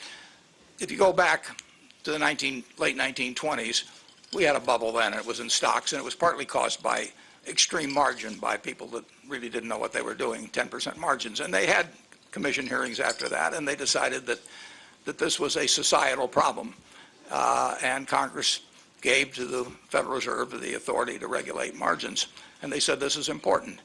The Federal Reserve still has that authority, as I understand it, 70 plus years later. When we put in derivatives and total return swaps, at that point you could borrow 100% of what you own. And so we sit here with a system, and I've brought this up a half a dozen times, and sometimes with people in Congress, and I say, what in the world are we doing when we say the Federal Reserve should have margin requirements, which I believe now are 50%, and you can go and get a total return swap and borrow 100%, or you can buy S&P index futures with a tiny percentage down. I mean, it is something that should be addressed. I thought maybe I misread this in the newspapers, but I thought your problem with some of the legislation that is going through had to do with the fact that you didn't want to put up the collateral, which substitutes for the margin. In terms of contracts that were negotiated several years ago, there was one price for collateralized contracts and another price for uncollateralized. We simply, and incidentally, Coca-Cola, Anheuser-Busch, thousands of companies negotiated under that basis. We say if we're required to substitute an uncollateralized contract and make it a collateralized contract, before we send that money to Wall Street, we should get paid for the difference in those two types of contracts, because they are two different contracts, just like changing the price or changing the maturity. And there's a very significant difference in price. And not only we, but hundreds of end users would be required to send money to Wall Street firms, contrary to the contract they originally negotiated, and contrary to the price differential that existed between those two types of contracts. So you don't have any objection to doing it in the future when you use no, not in the least. I don't even object to. I just don't. I object to selling one kind of a contract and having changed into another kind of a contract without getting paid. Okay, thank you. And Mr. Walson, if you can flip that mic off. Thank you. Thank you very much, gentlemen, for joining us. I'd like to start with Mr. Buffett, largely because my 90-year-old mother is watching, and she'd be very disappointed in me if I didn't acknowledge your seniority. There you are. I take it that one difference between AIG's selling of credit insurance and yours is that you charge enough to cover the risk that you're undertaking. Is that fair to say? That's fair to say, but additionally, we only take on risks we can handle ourselves. So we only have about 250 contracts or so total, and if everything goes wrong, we can easily handle it, and that was not the case with AIG. Indeed, it was not. I want to address a general question which I've sort of been putting at a lot of these hearings about how we might restructure the incentives in the market system to try to avoid these kinds of crises in the future. You said, Mr. Buffett, that you liked this business at Moody's because it had pricing power, it was a natural duopoly. This gentleman, Kolchinsky, who testified a little earlier today, who's a subordinate of Mr. McDaniel, said that in many ways the incentives for rating agencies have become worse since the credit crisis. There are now more rating agencies, and they are all chasing significantly fewer transaction dollars. The new controls put in place by regulators are too weak to significantly alter this dynamic. And then there's a quote that you also had in your testimony that you gave privately to our team. Market systems produce strange results, and Wall Street in general, the capital markets are so big, there's so much money that taking a small percentage results in a huge amount of money per capita in terms of the people that work in it, and they're not inclined to give it up. And then one last quote I want to read to you. But I will tell you that, quote, whenever I hear the terms modernization or innovation in financial markets, I reach for my wallet. It's usually what they mean is revenue producing. So we've seen a number of things go on in the marketplace. And you've also said that everyone should have a lot to lose in this marketplace. Well, really, in this securitization process, we've discovered through the course of our hearings that really almost everybody involved has nothing to lose. The mortgage brokers who originate the mortgage get paid a percentage of the mortgage they originate without regard to the consequences if it succeeds or fails. The bankers who put the deals together, the mortgage-backed securities, are getting a percentage of the deal. The lawyers who write the prospectuses, the accountants who audit the books, and the credit rating agencies who rate the credits are all basically paid in cash at the conclusion of the sale of these securities, really without any significant consequence to whether they actually do what people represent them to do or they fail. And one thought that some people have suggested is that rather than pay all these market participants in cash, that you might increase the likelihood of diligence being properly done if you paid them in the securities themselves. So if you're getting whatever, 10 basis points of the dollars, give the security to Moody's so that you know that you're going to live with that security for a long time. You're going to be long in it. You can bonus the people that did the job with the same security. If they succeed, they get 7% interest per year for 10 years, then they get their money back. Okay, what do you think about that idea? Or I like it. I put it in a deferred account and have an index of all the things in which they participated become the index factor that's applied to that deferred account when it's finally paid out at some point. You have to. And I think the most can be achieved actually by getting at the very big institutions, the CEO and the boards where they've got real downside. But I can tell you, I was at Solomon, almost 20 years ago, and trying to put in a new compensation system in Wall Street can be very difficult. But I don't retract any of those earlier remarks. I agree with them.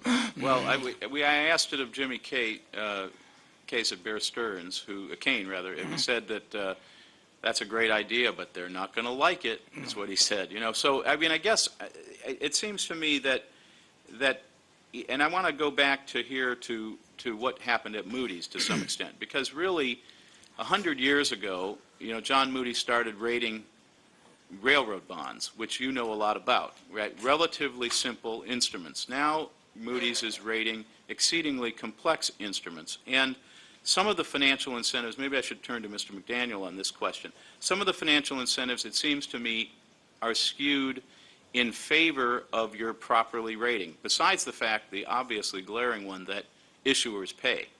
But in your pricing, I learned from our investigation that on RMBS, on residential mortgage-backed securities, you charged 4.75 basis points for those tranches that were rated senior of the dollars in those tranches, and 3.50 basis points for the tranches that were rated subordinate, which it seems to me gives a skewed incentive for you to put more dollars into the senior tranches and less dollars in the subordinate tranches, because you're going to make almost 40% more per dollar rated in the higher rated ones, which is similar to a difficulty we've discovered in the mortgage brokerage situation, where mortgage brokers sometimes were compensated at twice the rate, at the percentage rate, for generating a mortgage that had a higher interest rate payable to the lender than a traditional mortgage, which then incentivized them twice as much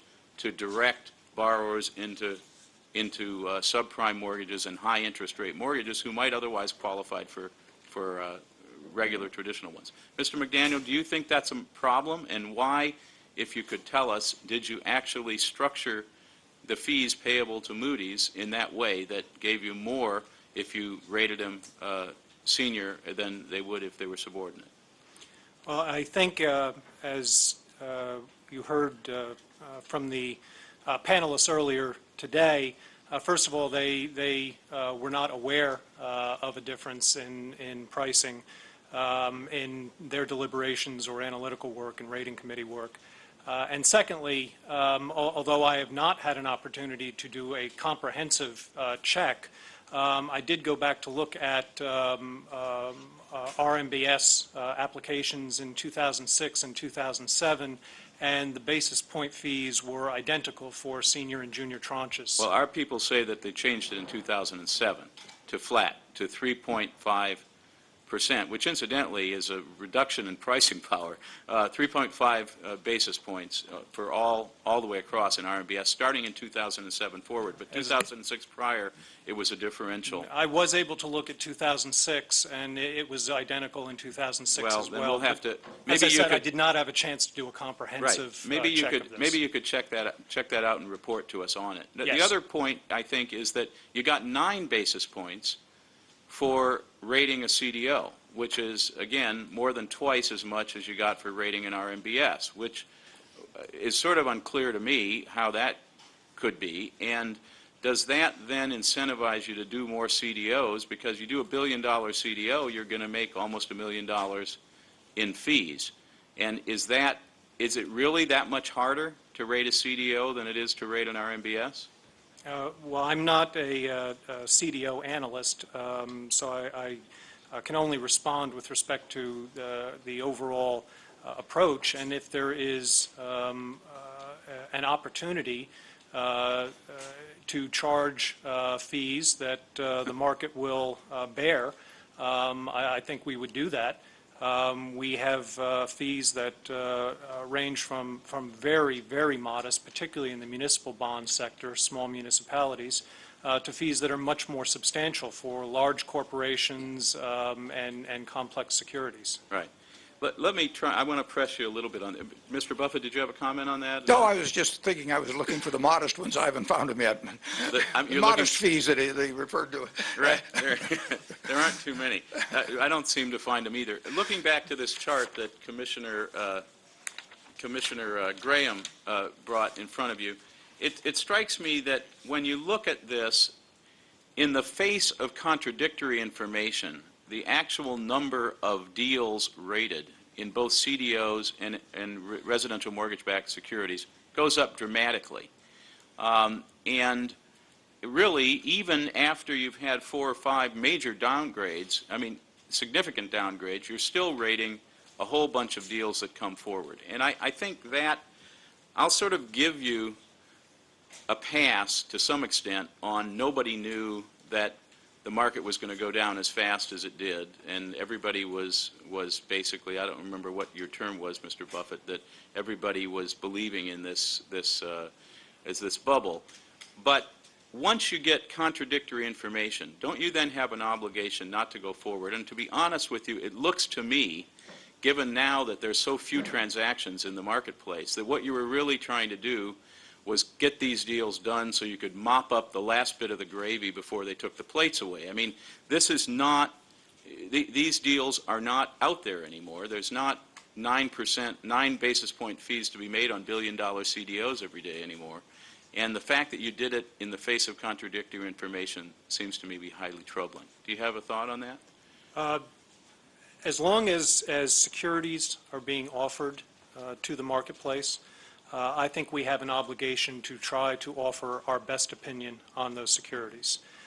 So whether the markets are active and robust or whether they are quiet, what is coming to market, I think we should attempt to offer an opinion on. We obviously want those opinions to be predictive. We want those opinions to incorporate all information that we think is relevant and incorporate our best judgment, but I do think we should try to offer the opinion. But they weren't any more predictive, were they? In fact, they led to downgrades just as significantly as they did prior to that. Is that not correct? Yes, Mr. Angelides. I don't know. I know you do. So do I. There are 2 Greeks on this committee, gentlemen, which is a little bit dangerous for all of us here. But Mr. Buffett, but Mr. Buffett, do you think that I mean, do you fault the management of Moody's for at least that? I know you're reluctant to give them fault, but in the face of this contradictory information, how is it that they went forward and continued to rate these securities essentially no differently than they had been doing in the face of the bubble? Can I say that the reason I was waving my hands, I want to put this in perspective. Offering opinion is one thing. Offering opinion that they're AAA is quite another. So just to frame this question on my time, I think in 2007, $500 billion of RMBS was rated AAA, about $100 billion plus after July 07 when you began to do the downgrade. So difference in offering opinion, which may be this isn't rateable, shouldn't be rated investment grade, and then, in fact, rating it investment grade. Rating it AAA, and then, of course, they were then subsequently downgraded, even those later new issuances. Mr. Buffett? Yeah, well, I don't know what took place internally there, but it's just from listening to this and what I see here on the chart and so on, it looks like they tweaked their model when they should have gone at it with a meat axe, basically. Right. And it is sometimes difficult for people to adjust their thinking that much in a short period of time, but they should have gone at it with a meat axe. Yeah. Okay. Especially if they're on narcotics, correct? Well, that's right. I mean, there are too many mixed metaphors here Yeah. on occasion. But I guess I'd like to ask you, if I could, I know you've testified in your internal testimony that you thought that the government made the right decision in backing up these companies, that the markets really needed reassurance at the time. This is a more generic question, not having to do with Moody's. But there are many who believe that that demonstrates the breadth and scope of this crisis, that, you know, we've had so many other crises. I mean, Enron was the 7th largest corporation in America. It went bankrupt. The tech bubble happened. A lot of other things have happened in the last 70 years, and none of them required trillions of dollars of taxpayer money at risk to bolster the private sector. And yet you feel that it was necessary at the time. Could you elucidate? I do. In September of 2008, you know, our financial system basically came to a halt. I mean, you had 30 million Americans with their money in money market funds comprising $3.5 trillion, which close to half the deposits of the banks. And in the first 3 days of that week following Lehman, 170 billion flowed out. Interestingly enough, that was all institutional. Individuals hadn't caught on yet. But when 30 million people start worrying about whether their money market funds are going to break the buck, when you've got commercial paper stopped in terms of issuance, when you have, a little later, we sold a treasury bill due in April of 2009. We sold it in December for $5,090 when you were going to only get $5 million in April. So at that point, your mattress wasn't even good enough. I mean, a treasury bill was $90 better than a mattress. So it was a paralysis of the system, and the American people knew that only the government could pull us out. They didn't trust anybody else, and the government had to act. Whether they acted perfectly in every case, who knows? But the important thing is they acted. Okay, but now we're going forward, and part of what we're to do here is to evaluate what happened in the financial crisis. And although we're not proposing remedies, certainly a lot of people are concerned about the debt that's been taken on to finance this bailout and so forth. What do you do in the future to avoid this occurring? Leverage. By the way, go ahead and answer, Mr. Buffett, if that's at time. If we That's can let fine. That's Mr. okay. Buffett answer, we would want your answer. Yeah, the two best things I know to attack are leverage and incentives. I mean, I don't want. Right. You've got a market system, and you can't rearrange the whole thing, but you can change how people behave.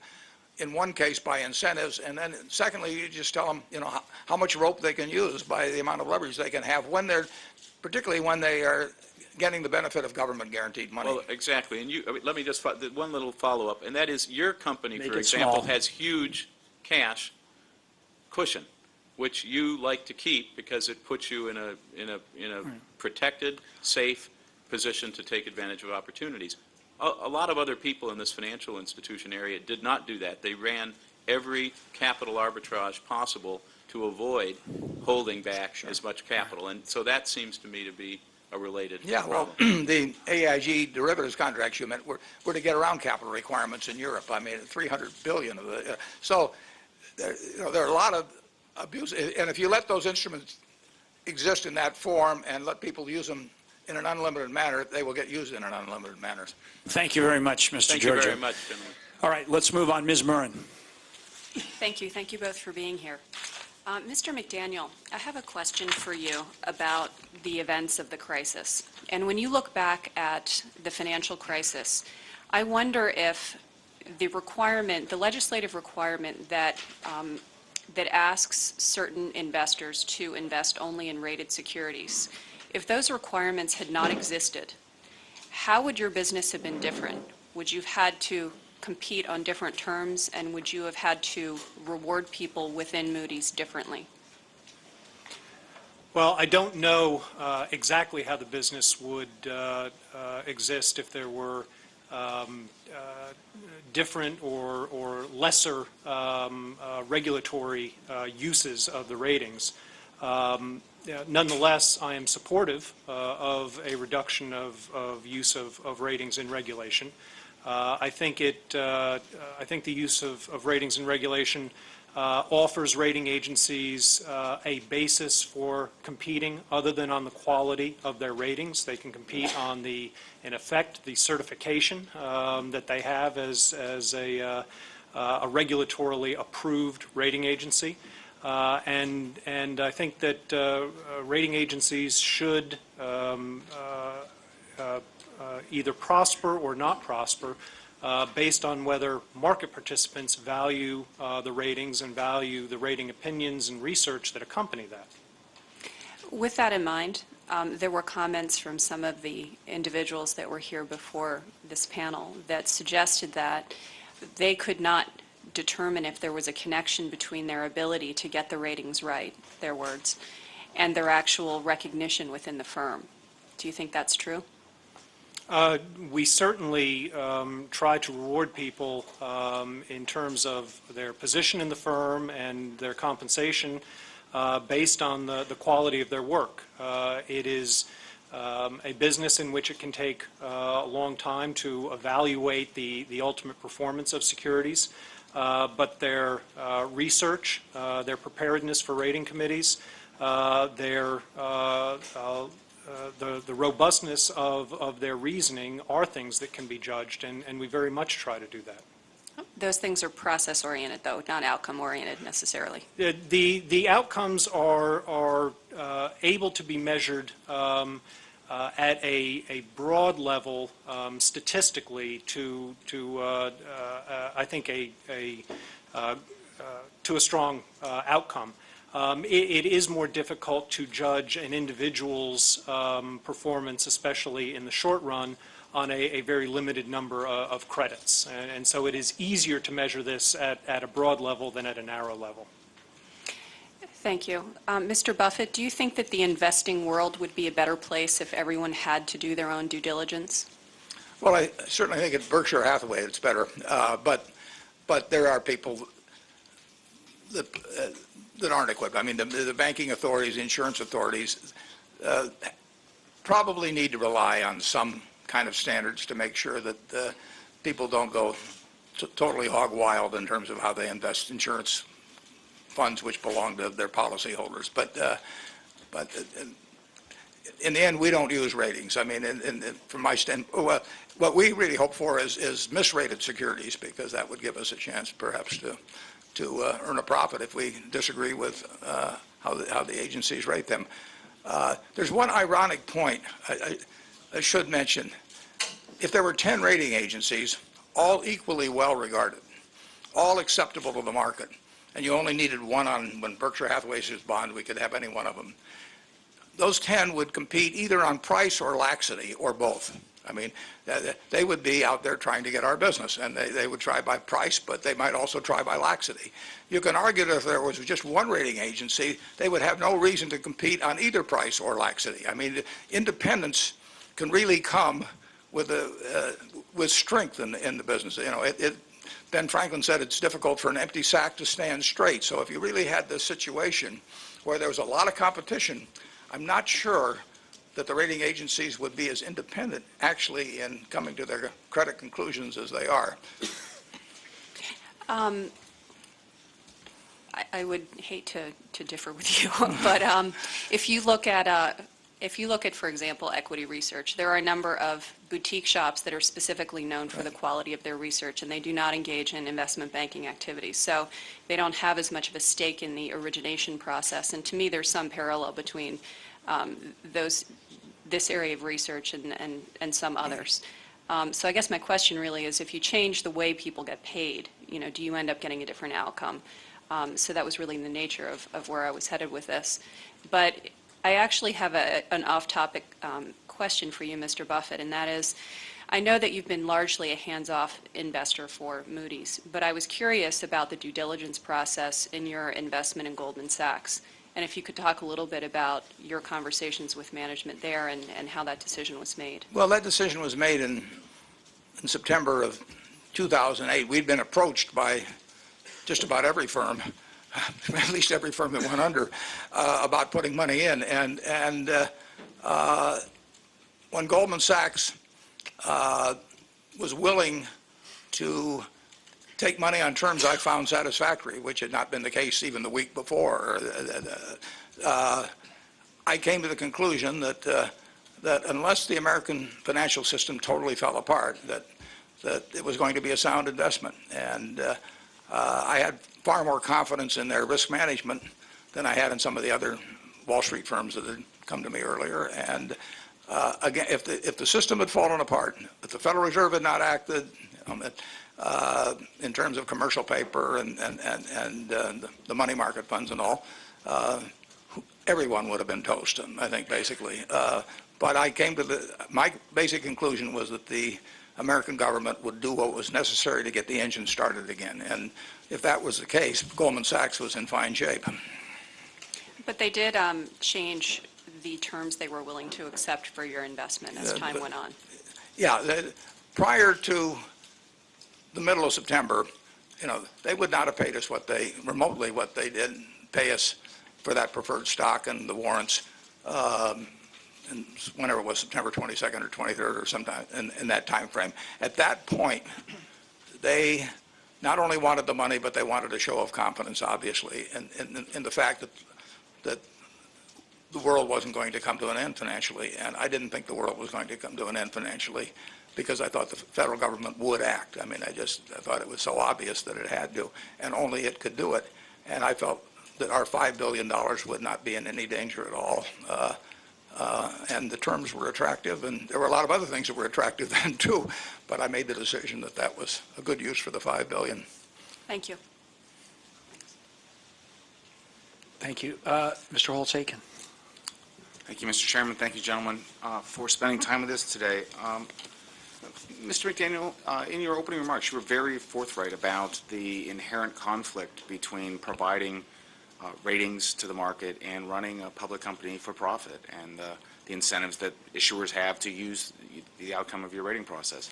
How do you manage that conflict at Moody's? What do you put in place to keep that under control? Well, from my office, I think it's important to emphasize and re-emphasize the fact that we are trying to create long-term shareholder value. And I think the way to do that is to have credit ratings that are of high quality and predictive over time. That is why the problems we saw in the mortgage-related securities sector were so devastating to the firm, in addition to the consequences for the larger economy and to households in America. Beyond that, though, we have structural components of the firm that are designed to insulate and protect the analytical process from some of the financial and commercial interests of the company. Again, including independent credit policy function. We've also recently created a separate commercial organization in the firm that is separate and apart from either credit policy or the ratings analysts and the lines of business. And to be clear, those are two recent changes in response to the problems you had? The credit policy function has existed for many years, but we've enhanced that function in terms of its independence in 2007. And the commercial group is a more recent introduction. We also have formally separated the rating agency from our other operating businesses, non-credit ratings businesses. So those kinds of actions, I think, are useful and important, not only for our own processes, but to be able to turn around and demonstrate that those processes are proper and being handled in the right manner. Right. So the quality of the ratings ends up being the key, and I think you said earlier that you want them to include all the relevant information and make them as good as possible. Absolutely. So I am then very interested in this situation that occurred in 2007 where you had the residential mortgage-backed securities clearly up for downgrade, and at the same time are rating CDOs based on the same underlying RMBSs, and went ahead and rated them AAA. It doesn't seem like all the relevant information was brought into the rating process, and how do you feel about that, and in the risk it placed to your reputation, the quality of your ratings? I believe that all of the information we thought was relevant at the time was brought into the rating process, but obviously we had the problem of underestimating the extent to which the housing downturn was going to, its magnitude and how widely it was going to affect home prices nationwide. So as a result, even though we felt we were including relevant information, we felt we were using the best information we had available in the rating committee process, it proved to be insufficient. And You couldn't wait until you found out a little bit more from your RMBS guys before you went out and rated the CDOs? Or was the short-term pressure too great? I think the information that our RMBS teams had and their perspectives and opinions were available to other teams as they developed and evolved. I think we were trying to incorporate their changing points of view as we were looking at other securities related to the mortgage sector.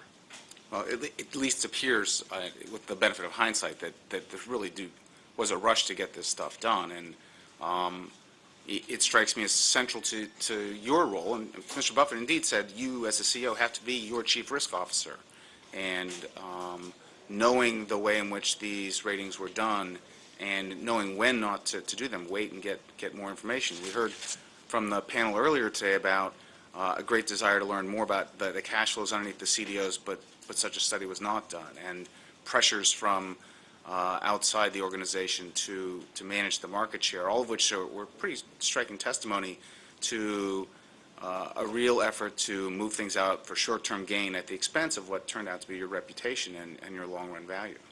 Well, we simply, if we thought that this the housing problems and the collateral consequences from the housing problem, if we had thought they were going to be what they in fact have turned out to be, we would have had very different opinions on those securities. We just underestimated and dramatically underestimated the significance of the downturn.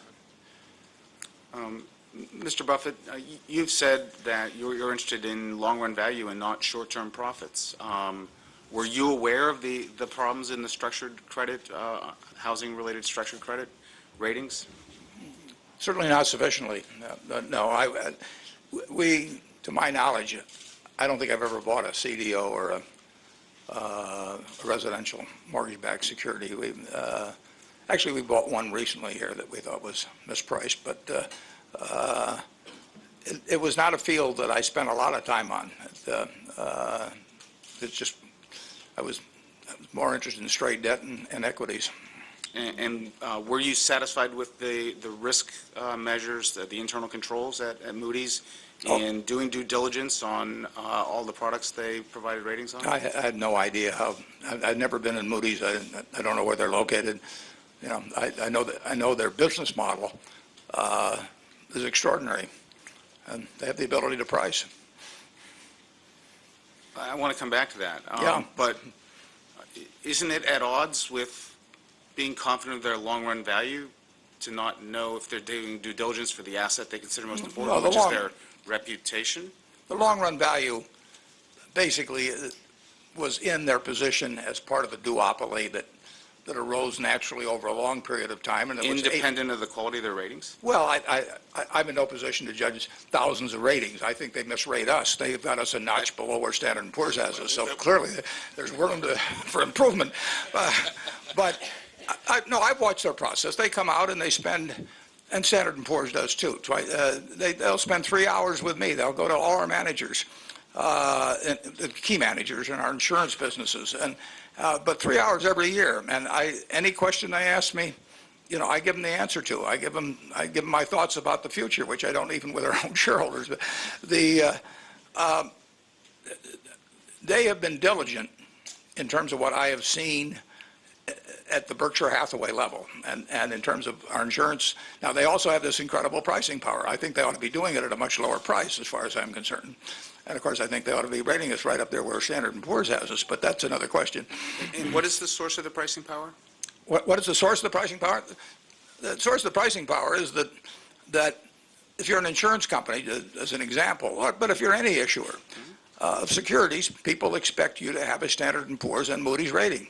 And it's very small, the dollars spent as a percentage of the total bond issue or whatever you may be doing, but it's required. It's like an SEC filing fee. I mean, basically, you're not going to come to market without it. And if the SEC doubles its price for filing fees, I pay it. If they triple it, I pay it. And there are certain things that are required as part of issuing securities. And in this country, an important part of the securities that are issued are required to have a Standard & Poor's and Moody's rating attached to them. And often it's by statute. Mr. McDaniel, in your time and to your knowledge for your predecessor, has Moody's ever lobbied Congress or the regulatory agency to enshrine in statute or regulation a requirement for ratings? No, not to my knowledge. Just the opposite. We have spoken repeatedly, publicly, going back at least 15 years about the risks of including ratings and regulation and offering our support for the reduction or elimination of the use of ratings and regulation.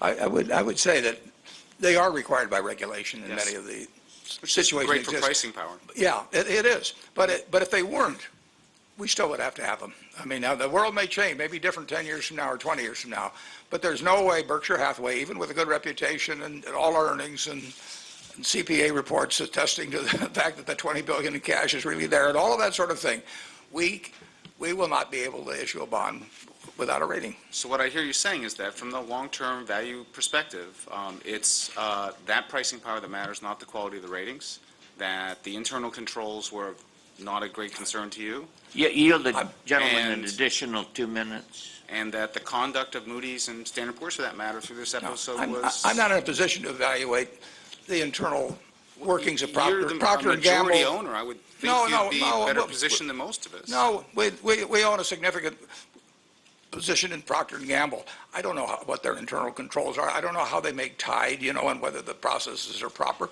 We own a lot of Johnson & Johnson. They had a problem at the McNeil lab recently. There's no way I'm going to know about that. Over time, I think Johnson & Johnson will do fine. I don't think they're going to do everything perfectly, but I think generally speaking, their management has done a good job and will continue to do a good job. Thank you. I'm going to take a minute or so to probe this. Don't you believe that shareholders and boards, who shareholders elect, have a threshold responsibility for the proper conduct of a corporation? And let me add to this. I mean, forget the housing price miss. There's now a whole set of information here. SEC reports, extensive testimony, I might add, not just 2 or 3 people, about the culture at Moody's that may have jeopardized the ratings quality. Information that there were inadequate resources, inadequate pay. I don't think it's any secret that pay at the rating agencies, it may be good for the bottom line revenue, but that pay was not sufficient to attract and retain the kind of quality of people we have. There's a meeting that Dr. Witt, who testified this morning, talks about, that as the markets are coming apart in 07, 08, there's a big employees meeting, and Mr. McDaniel's there and talking about how we're going to get it back on track, be profitable. And the managing director, after 30 minutes of this, finally stands up and says, after about 30 minutes of this is Dr. Witt's testimony, one of our MDs from the corporate sector says, "Are you going to talk about how we're going to ever salvage our reputation?" Rather than just say, "Gee, I didn't know," don't you think a shareholder with 20% coupled with 3 or 4 others that have 50%, 5 of shareholders, and the board have a threshold responsibility in regard to these kind of operations? And that's number one. And number 2 is knowing what you know today. Are these matters of grave concern to you as a big shareholder? I would say in terms of the behavior of the credit agency, recognizing all their limitations, aside from the real estate bubble, I do not have a record of where they have been further off in their ratings than I would expect normal human beings to be. It's not about a matter of ratings. Take a look at the SEC report. We posted it. We'll post it on our web. Yeah. It talks about threshold issues like adequacy of resources, business considerations affecting ratings. Well, all I If can we do- can't count on corporate shareholders, who can we count on? Well, I'll go back. We own a very big chunk of Johnson & Johnson. In the papers in the last week, there's been a lot of material about some children product, the McDaniel thing. Am I going to investigate that? No. I mean, overall, I feel the Johnson & Johnson management's going to do a fine job over time and that they'll make mistakes and correct them. Now, if I see something, if I think they're overreaching or doing certain things, If you see a cockroach, yeah.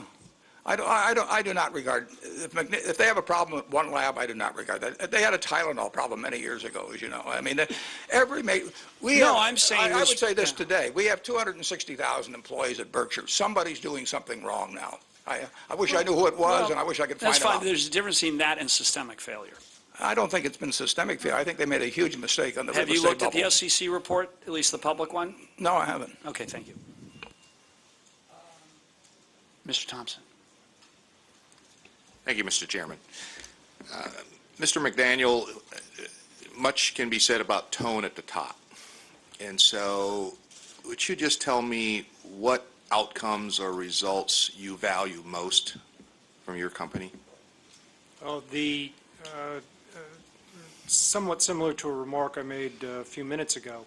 Obviously, I want to have a successful business. And I believe the way to have a successful business is to have high-quality products and services, in this case, ratings and related research. It does nothing for our business to focus on the short run and to cut corners. And as I've said, that's why it is so deeply disappointing to have had the experience that we've had in the mortgage-related securities that we've rated. So quality of the product or service that you deliver would be the one outcome that you value most? Yes, because I believe that leads to the long-term prosperity Understood. of the firm. Yeah. So why then is quality not a major component in the compensation plans for the managing directors who rate these securities? First of all, I think it is. And we have adjusted our compensation programs over time in order to try and align high-quality product and service with compensation. Our senior management team, the senior most 40 individuals in our firm, now have as part of their compensation program a 3-year performance share plan. And for everyone involved in the Moody's Investor Service rating agency business in that group, there is 50% of that plan is based on the statistical performance of our ratings over that 3-year period. You said now. When Yes. was that change made? This was introduced at the end of last year. Yeah, okay, so this is after the crash, if you will. And it's really an experiment. We will have to see how this works. The ability to measure ratings statistically over a multi-year period is something we can do, and we think that it's going to provide good incentive alignment for our senior management. So in keeping with the notion of tone at the top, then you would say that in your communications and your most senior team's communications with the rank and file of Moody's, it's clear that quality trumps market share. Well, from my position, I have to be concerned with all different aspects of trying to manage a successful business. But for our more junior employees, their compensation, our analysts and support analysts, their compensation is in no way tied to the number of securities they rate or the number of companies they follow or anything of that sort. Or the share they gain in the market. Or the share that they gain or that we lose in the market. So the gentlemen who were here earlier were delusional about what objectives and goals they really had as they were working at Moody's. No, as I said, I care about market share. I care about market coverage as much as I care about market share, even if that coverage is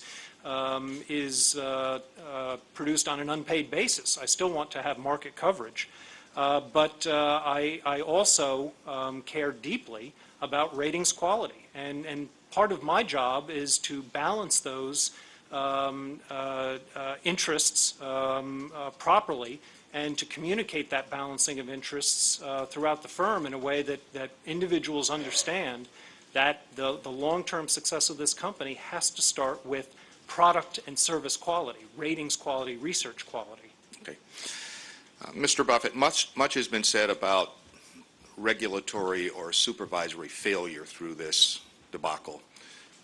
The SEC, OFEO, you name the regulator that was involved, any number of them missed.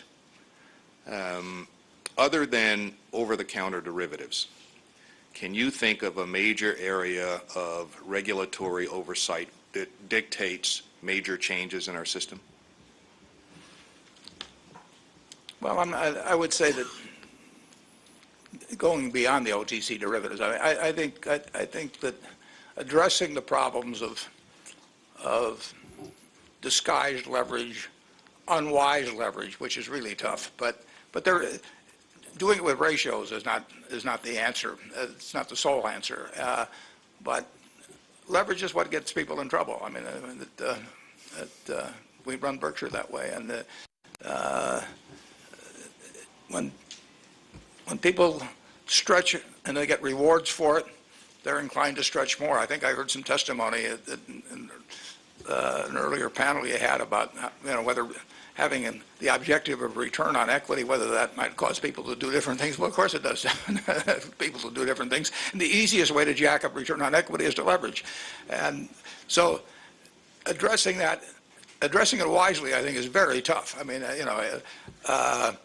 but I think that's the most important thing in the regulatory world. Are you as surprised as most Americans are that post-Enron we could have off-balance sheet financing that would have been perhaps at the core of this collapse?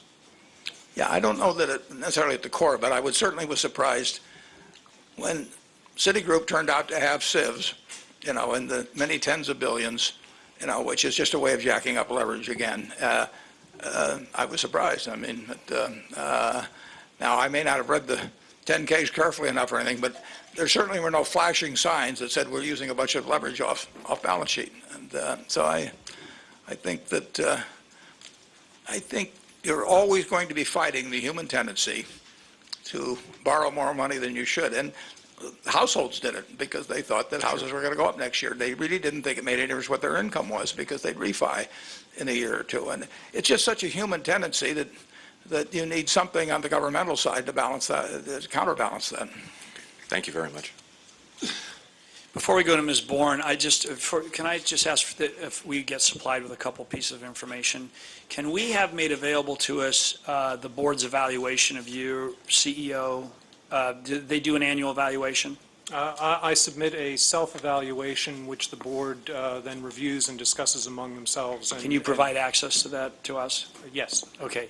Secondly, can we also have access to any internal comprehensive reviews that have been done about practices at Moody's, to the extent we haven't already received them? In other words, reviewing systemic breakdowns that might have been done. Have you done comprehensive reviews internally in the wake of all this? Well, we've done a number of reviews, and if there's anything that we haven't provided that's appropriate, I certainly would instruct our people to do so. And then finally, I think the company did a review with a law firm of Mr. Klaczynski's employment retaliation allegations. Can that be made available to us? I'm not sure. I don't know if there is a report on that or not. I believe there is. Check it out. And if Mr. Klaczynski agrees, I would hope that you would also. Can you please check it out? Thank you. I will check, yes. All right. Mr. Chairman.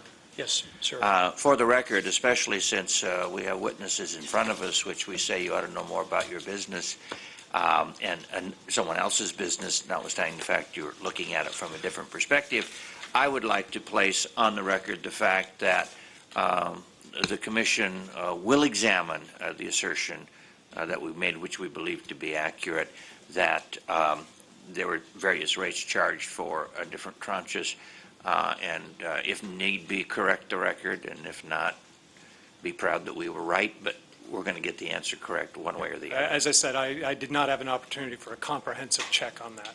So. And neither have we, but we believed it to be accurate, so we're going to get to the bottom of it. Thank you, Mr. Chairman. Ms. Bourne. Thank you very much, and thank you both for appearing before us. Mr. Buffett, I'm going to take advantage of your being here by asking you about derivatives and your views of them.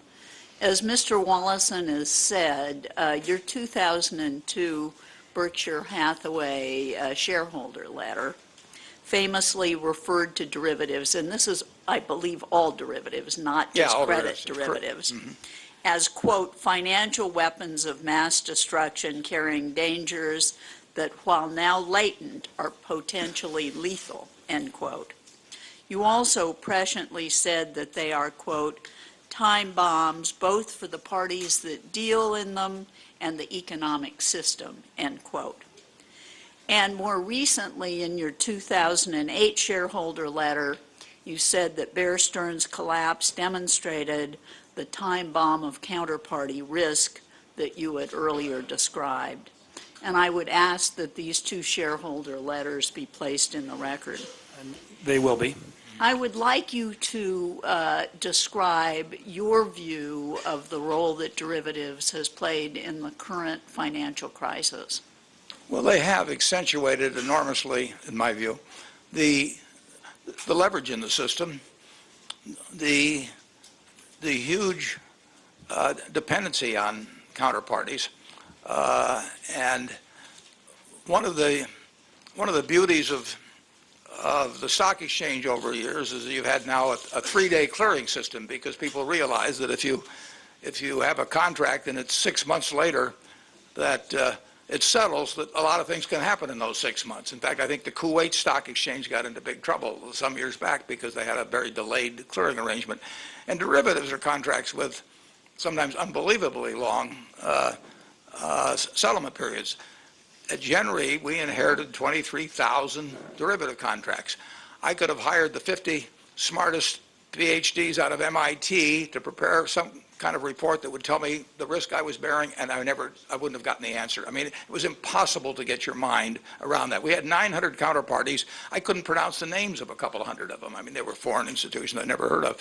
And in effect, the integrity of our balance sheet at Gen Re was dependent upon all of these people behaving at times in the future which strung out to almost 100 years in a few cases. So the only answer was to get out of the business. I couldn't design a system that would enable me to know what the hell was going on. So if that was my problem with 23,000 of them, I've read about vastly greater numbers that existed at Bear Stearns or at Lehman and something.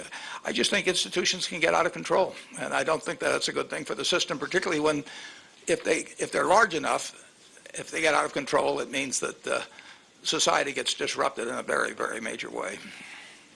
Well, following up on that notion, I think you stated in your 2008 letter that the Federal Reserve rescued Bear Stearns because the counterparty risk posed by its enormous position in derivatives would have created, quote, a financial chain of unpredictable magnitude. Is that correct? Yeah, that's correct. And what happened, of course, I think in Lehman was that we saw an example of that. I think it was underappreciated. And I'm not saying I would have called it right either, but when Lehman failed, an institution that was showing 15 or so billion of book equity, now some of it was real estate deals and some of that, but in the end, the debt of 140 billion or whatever it was is now selling for maybe 30 billion in the market, so that's 110 billion. That kind of money shouldn't disappear overnight.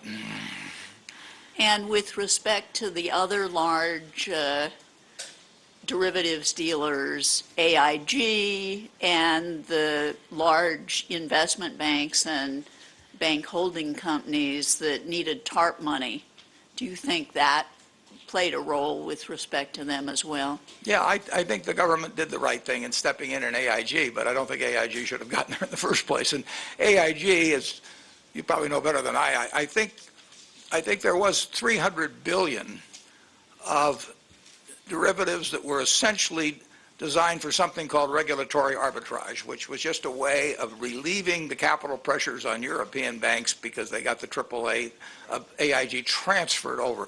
Well, if you get enough of that sort of thing going on in a financial system, you're going to have a problem.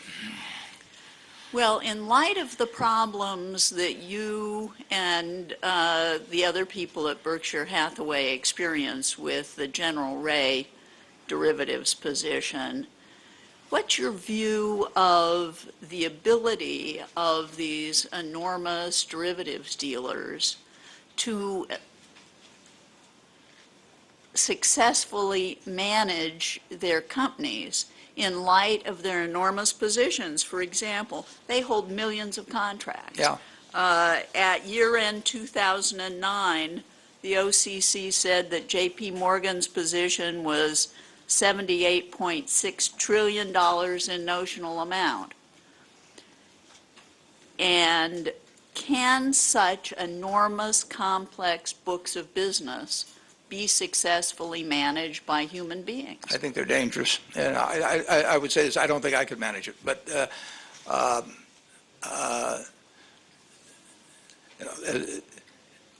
it's hard for me to imagine a system, and it's hard for me to imagine a regulatory system that can supervise something like that. And of course, one of the ironies is that with only 4 big auditing firms in the United States, I will guarantee you that if you take 2 big firms that are audited by the same auditor, you will find different prices attributed to given derivatives contracts at the same time that the auditor attests to. I mean, it's mind-boggling. And the 23,000 you mentioned are getting out of it. We lost $400 million in a very benign period with no pressures on us, able to exit, and that's why maybe Lehman lost $100 billion. But it's very dangerous stuff. You've also pointed out that in your, I think, most recent shareholder letter, the 2008 one that I'm referring to, not the 2009, that it's almost impossible for an investor looking at the financial statements of these big derivatives dealers to really know what their financial situation is. Is yes, that right? And I think if you added 1,000 pages to disclosure, it would be impossible too. I try in our report, because we only have 250 positions, I try to tell the shareholders what basically the positions are. And I think I can do that but that's because there's only a couple classes of them and I can describe them. And I think so that anybody that knows accounting at least can understand what I'm talking about. But I don't know how to read a 10K, whether it's 300 pages long or 3,000 pages long, that can describe 1 million derivative contracts. Now, you're a very sophisticated investor, and I assume in going into derivatives contracts, you carefully examine what the embedded risks are, what the leverage is. I'm concerned that so many municipalities and other large institutional investors that may not have your sophistication have gone into these contracts. I'm concerned that the embedded risks and the leverage aren't fully understood. No, I'm sure you're right. And I mean, you had Orange County, you had Jefferson County in Alabama, but more importantly, if you go back a ways, when Bankers Trust was selling them to P&G, I mean, can you imagine bamboozling the CFO of P&G? So when you get these exploding type contracts where if you hit a given threshold, everything gets multiplied by 10, or I don't even know, why in the world they're needed, but those contracts are out there, and I think many times the people that are buying them don't know what they're doing. There's been enormous growth in this market. The Bank for International Settlement said that globally the market amounted to more than $614 trillion at the end of last year. There's enormous innovation that's been going on, financial innovation. There's enormous complexity in these contracts.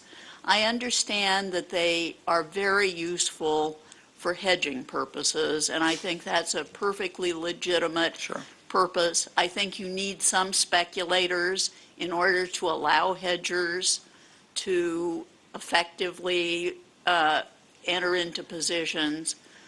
I'm concerned about the enormous growth of purely speculative transactions in the market, and I wonder what your view is as to the economic benefit to our society from that speculation.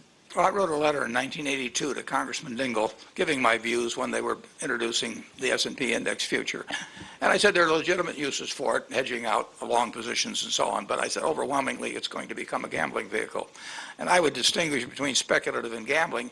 Gambling involves, in my view, the creation of a risk where no risk need be created. Now, obviously, if you plant a crop in the spring and you're going to harvest in the fall, you are speculating on what prices are going to be in the fall for your corn or oats or whatever it may be, and you may lay that off on some other speculator. But that's a risk that the system has to take. You can't grow it in one day. But when you start wagering on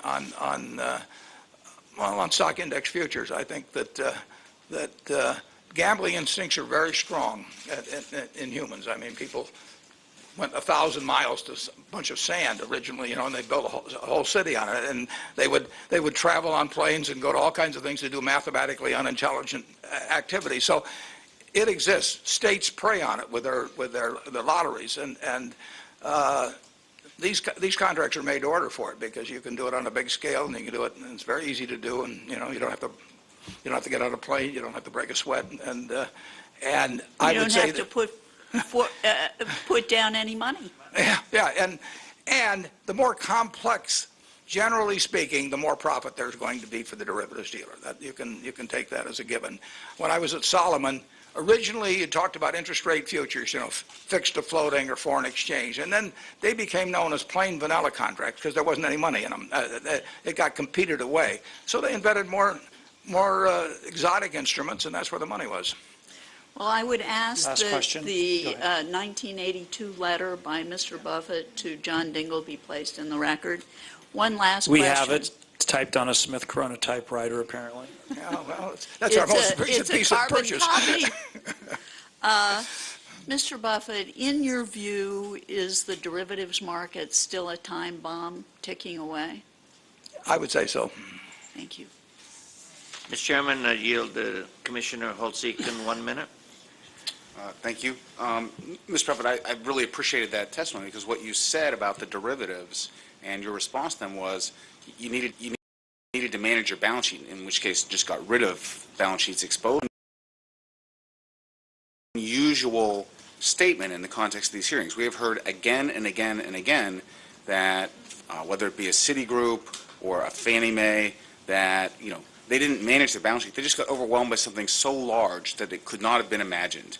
And had everybody simply managed the risks on their balance sheets appropriately, something that large could not have emerged. And so it is important to come back to that. And I think it's important in light of this hearing because at the heart of the question that faces us today is the question of what was the management of the balance sheet of these rating agencies? Was the asset being managed, their reputations? And if so, was due diligence done in pricing the most valuable risks that are correlated with the most important thing going on in the economy? Or was there effort devoted elsewhere to the ability to manage volume and take advantage of pricing power? Which asset management strategy was in place? Thank you.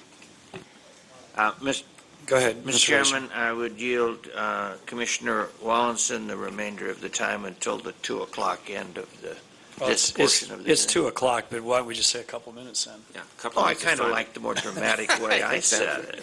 Which If you is tell an- him it's 2 Which minutes, I he might doesn't add, think he gets or a much. minute, which is an empty offer since it's Oh, 2:01. come on, stop fighting, guys. Let me ask my question. Go.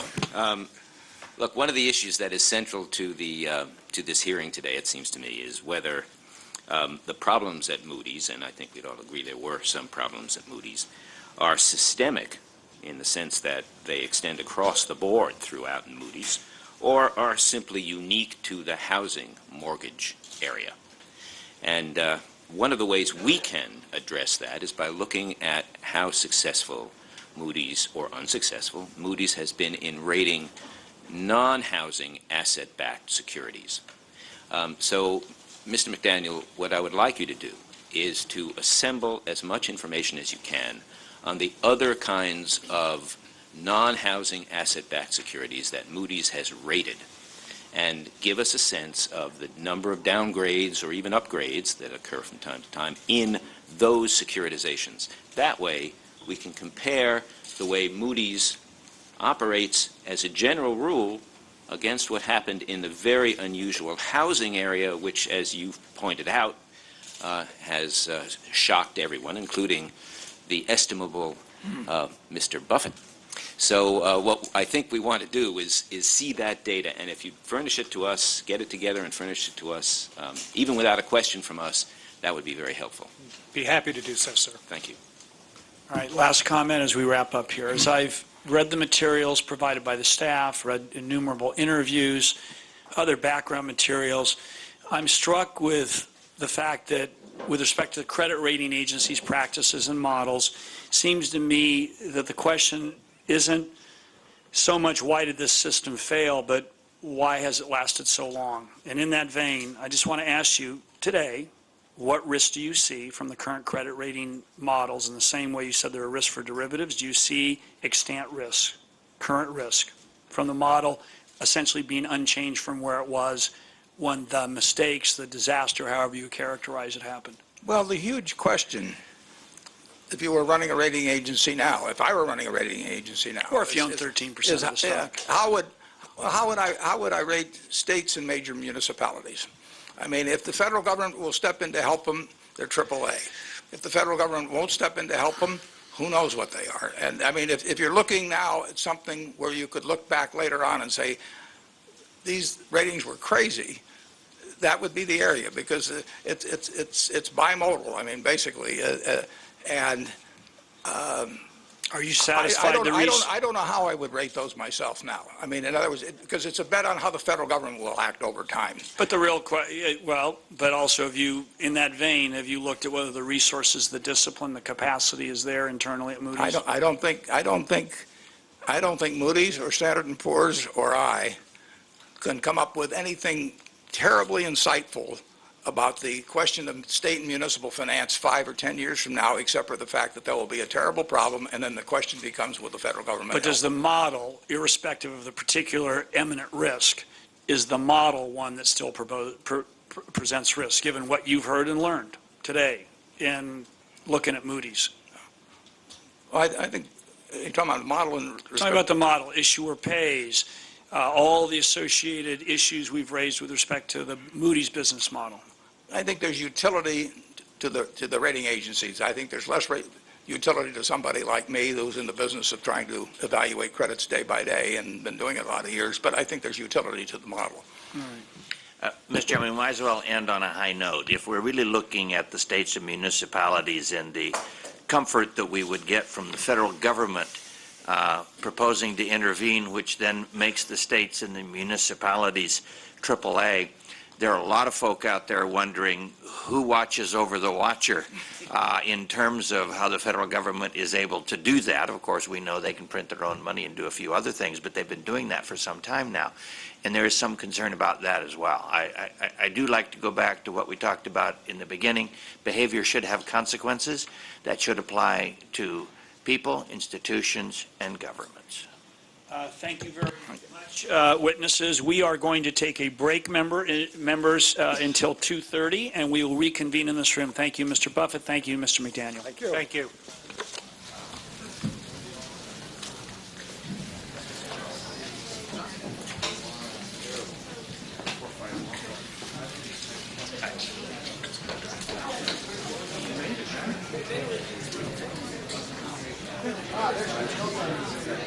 There's